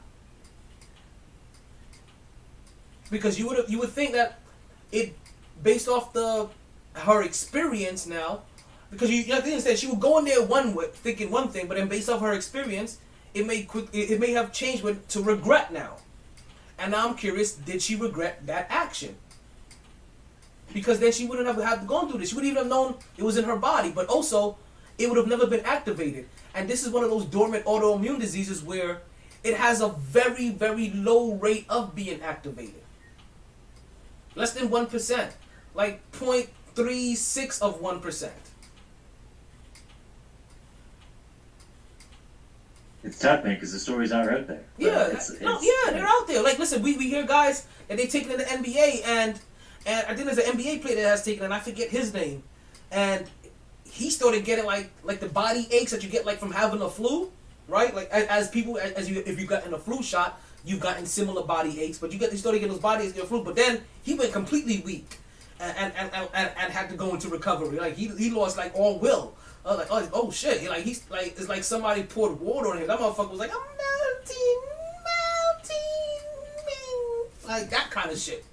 Like he just lost all his body. This might come off ignorant or insensitive, but it's like people die in plane crashes. Is you saying I'm not going to fly to the Lakers game because there was a plane crash of that? Like there are stories out there. There is a chance that things could go wrong, but no, you're not. You don't sound. You're basically saying it's the same exact thing that I'm also trying to say, that even with knowing that there may be we take everything with adverse effects. Like if you've had a heart attack, I've had one, right? But I'm saying if you've had a heart, you have to take heart medication, and eventually they're gonna tell you, guess what? There's every side effect is an adverse reaction, technically. So you've taken everything in your life knowing that there's gonna be a side effect. That cough syrup that you take, there's been a side effect. Like I said, but on top of side effect, if you want to reword it to risk, there's almost risk in everything that we do. I get hit by a bus walking to work tomorrow. Exactly. You could be on the bus and get hit by another bus. you know what I mean? Like, so this. You understand? Like, and I get that. Jerome Bettis has entered the chat. Like I said, like that's what's up. As we talking about buses, I can understand, like, but at some point in time, we all get to a point where we get to a point where every day in our life that we start accepting certain risk, and we go about it. I know people, like I said, would I knock the person that if after they got into a car crash that would decide not to drive again? No. But you have to have that adverse effect first. Shit. You can't be like, I'm not going to drive because I'm scared of car crashes. I will look at you like you're weird. Like, drive first. And then let me know if you're scared of, and then overcome that fear of car crashes, because you may never get in one. Because I mean, there's a perfect understanding for a healthy fear of situations. I get it. I don't quite get this vaccination. And then you know what's so funny? People aren't amazed about how much technology we can hold in our hand on a phone, but they're amazed that technology may have gotten to the point where a vaccination may be able to be tested on faster, even after you've been testing other variations of it in the past also to begin with already. Like that baffles them, as if all of a sudden they were like, well, it's always taken technology. That's the shit I don't get you. And also, the entire world was working on this one thing because the entire world was shut down. Every brainiac in the motherfucking world was working on this. No vaccine has ever been developed and tested and approved at this. Yeah, like I get that, but also, you know, like if you talk to the right person, they've never ever been able to talk on their phone and walk past their front door. You understand? Right. Like at some point in time, it used to take people months to travel from New York to Florida. Now you know what happens? It takes days. I'm sorry, days. I am tripping. I am big tripping. Hold on. But that's also, let's see. I just lost my latest podbean feed. And I know they know that I'm coming back, but we're only coming back for like about 3 minutes, and then we are dipping. So, as I was saying that, so I said like, yeah, like it used to take people months to travel from New York to Florida. And then at some point in time, it used to take them days. And now it literally takes us hours. What are you going to say when they invent the technology that allows us to get us there in minutes or instantaneously? Like, what are you going to say then? That, oh, I can't utilize this new mode of travel. Every other mode of, because it gets me there too fast. Every other mode of travel in the past always takes. I get it, but I'm just saying, like in the same logic that you're utilizing to think that same thought, also just try to apply try to also accept the technology that you already accept in your everyday life to also the field of medicine, and think that it may possibly have let things go on faster. And understand that, listen, that if this is something that's going to be around, then at some point in time, as every vaccination that's ever happened, somebody has to be the first individuals to take it. Some era in society has to be that first individuals to take it. Now listen, it's going to go down in history that we fought against this motherfucker. Duh. Listen, I'm not going to also sit here and act like I was a skeptic. Very first vaccine, I'm like, I hear about the Tuskegee Airmen shit, all them shits. I was skeptic. And I had to come to a place where even I accepted it. So I understand the skepticism. Trust me. I fully understand the skepticism. I understand some versions of the skepticism. Not all, I guess. Not all. But guys, as we're about to end the podcast, before we end the podcast, let me let you guys know, don't you forget that this weekend Platinum Pro Wrestling is going to be having their next event called Hollow Slam. That was the next image I was supposed to pull up. Damn it. Wait, do I have it? They have their next event called Hollow Slam. That is going to be taking place this Friday on October 22nd. If you know me personally and you would like to get tickets, I do have some tickets on sale for advance. If you're unable to get tickets in advance from me, you can always go online to ticketleap.com and you can get your tickets there as well, or you can always pay at the door. We have VIP prices and we also have regular prices. For VIP, you'll be able to get in the door at $6.45. Regular or general admission is going to be at $7.15. With your VIP ticket, you get preferred seating and you'll also get a meet and greet autograph session with superstars, plus a poster, and as I already mentioned, priority seating as well. Folks, this is going to be this Hollow Slam event where there's going to be titles on the line. We're going to see Malik Bosed go ahead and defend his belt against Cha-Cha Charlie. I am very excited to see Cha-Cha Charlie come back here. We just talked about Cha-Cha Charlie a couple weeks ago because he wasn't recognized as one of the top 100 indie wrestlers, and we know that Cha-Cha Charlie rock. Not only does he rock the house, Cha-Cha Charlie brings a crowd. So you make sure you make it out to Platinum Pro Wrestling's Hollow Slam at Ted Vernon Specialty Automobiles at 8301 North 7th Avenue, Miami, Florida 33150. And also, folks, just to let you know, I'm also your ring announcer for the evening. So you'll also be able to hear my voice as well. I see you, Brandon. I'll get you back up. We got about like 10 more minutes, less than that in the podcast. And also, not only but now you'll be able to see me doing the ring announcing. My co-host Mark, his son Mark 350 is going to be having his first ever live performance down in Miami as well from Ted Vernon's Automobile. So you're gonna have wrestling. You're gonna get a performance during intermission. There's going to be a Halloween costume, which I'm gonna be dressed up for, and there's also going to be a raffle. This is an event that you don't want to miss. I don't know if you've ever been to any of the other indie wrestling events. I'm telling you, Platinum Pro Wrestling events are unlike any other because they are cut above the rest. you guys make sure you come out there. Again, if you know me personally, I do have tickets for sale. What's going on, SB?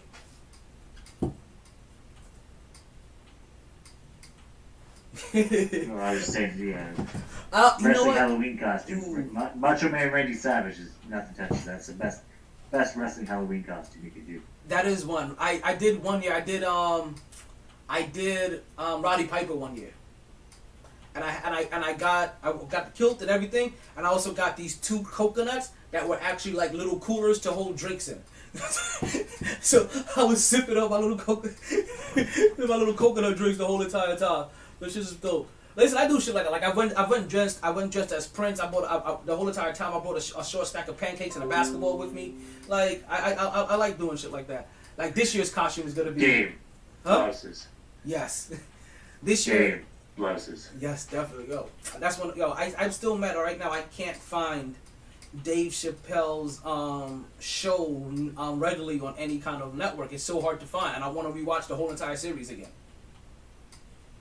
Like, I fully want to I watch had a buddy it. of mine that I used to work with. He had the DVD set, Yeah, I'm so mad. I and I never was like, selected "I'll give it. you $50 for the whole DVD set." This was like 10 years ago. And he's like, "Oh, okay." Oh wow. He just gave it to me. Wow, yeah, them shits is classic. Them shits is complete classics.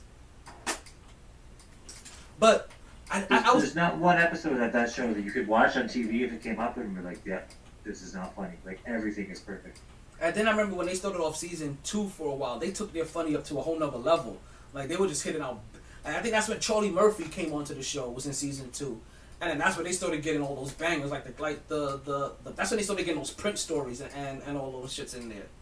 And them shits was hilarious. Yo, Yeah. rest in peace to Charlie Murphy. Forget he passed away. I think season. Yeah, absolutely. Rest in peace, Trevor. I think season 2, episode 1 was the Prince story, wasn't it? Was that season 2, episode 1? Did they start off with that kind of heat? It could be. Cause they had a couple of bangers in the beginning of season 2. Like they had, in their first 5-6 weeks, they had probably some of the most memorable shows that I think has penetrated the cultures to this date. And then he got Wayne Brady on that month. Does Wayne Brady have to choke a bitch? Like that's oh my god. Okay, guys. So again, I want to thank everybody listening to the podcast. We have just about 3 minutes left in here. SB, as always, I do appreciate your time and you spending this. I hope your team can continue to pull this off. I see right now it's in the 4th quarter. Buffalo is currently up 31-27. Currently, who has the ball? Tennessee has the ball on, and looks like they're on their 40, and they were able to stop Derrick Henry. Look, it almost like he was about to break away with the tackle, but look, did they stop him behind the line of scrimmage? That's some good tackling. That's some very good tackling. They make sure they gang tackle that dude.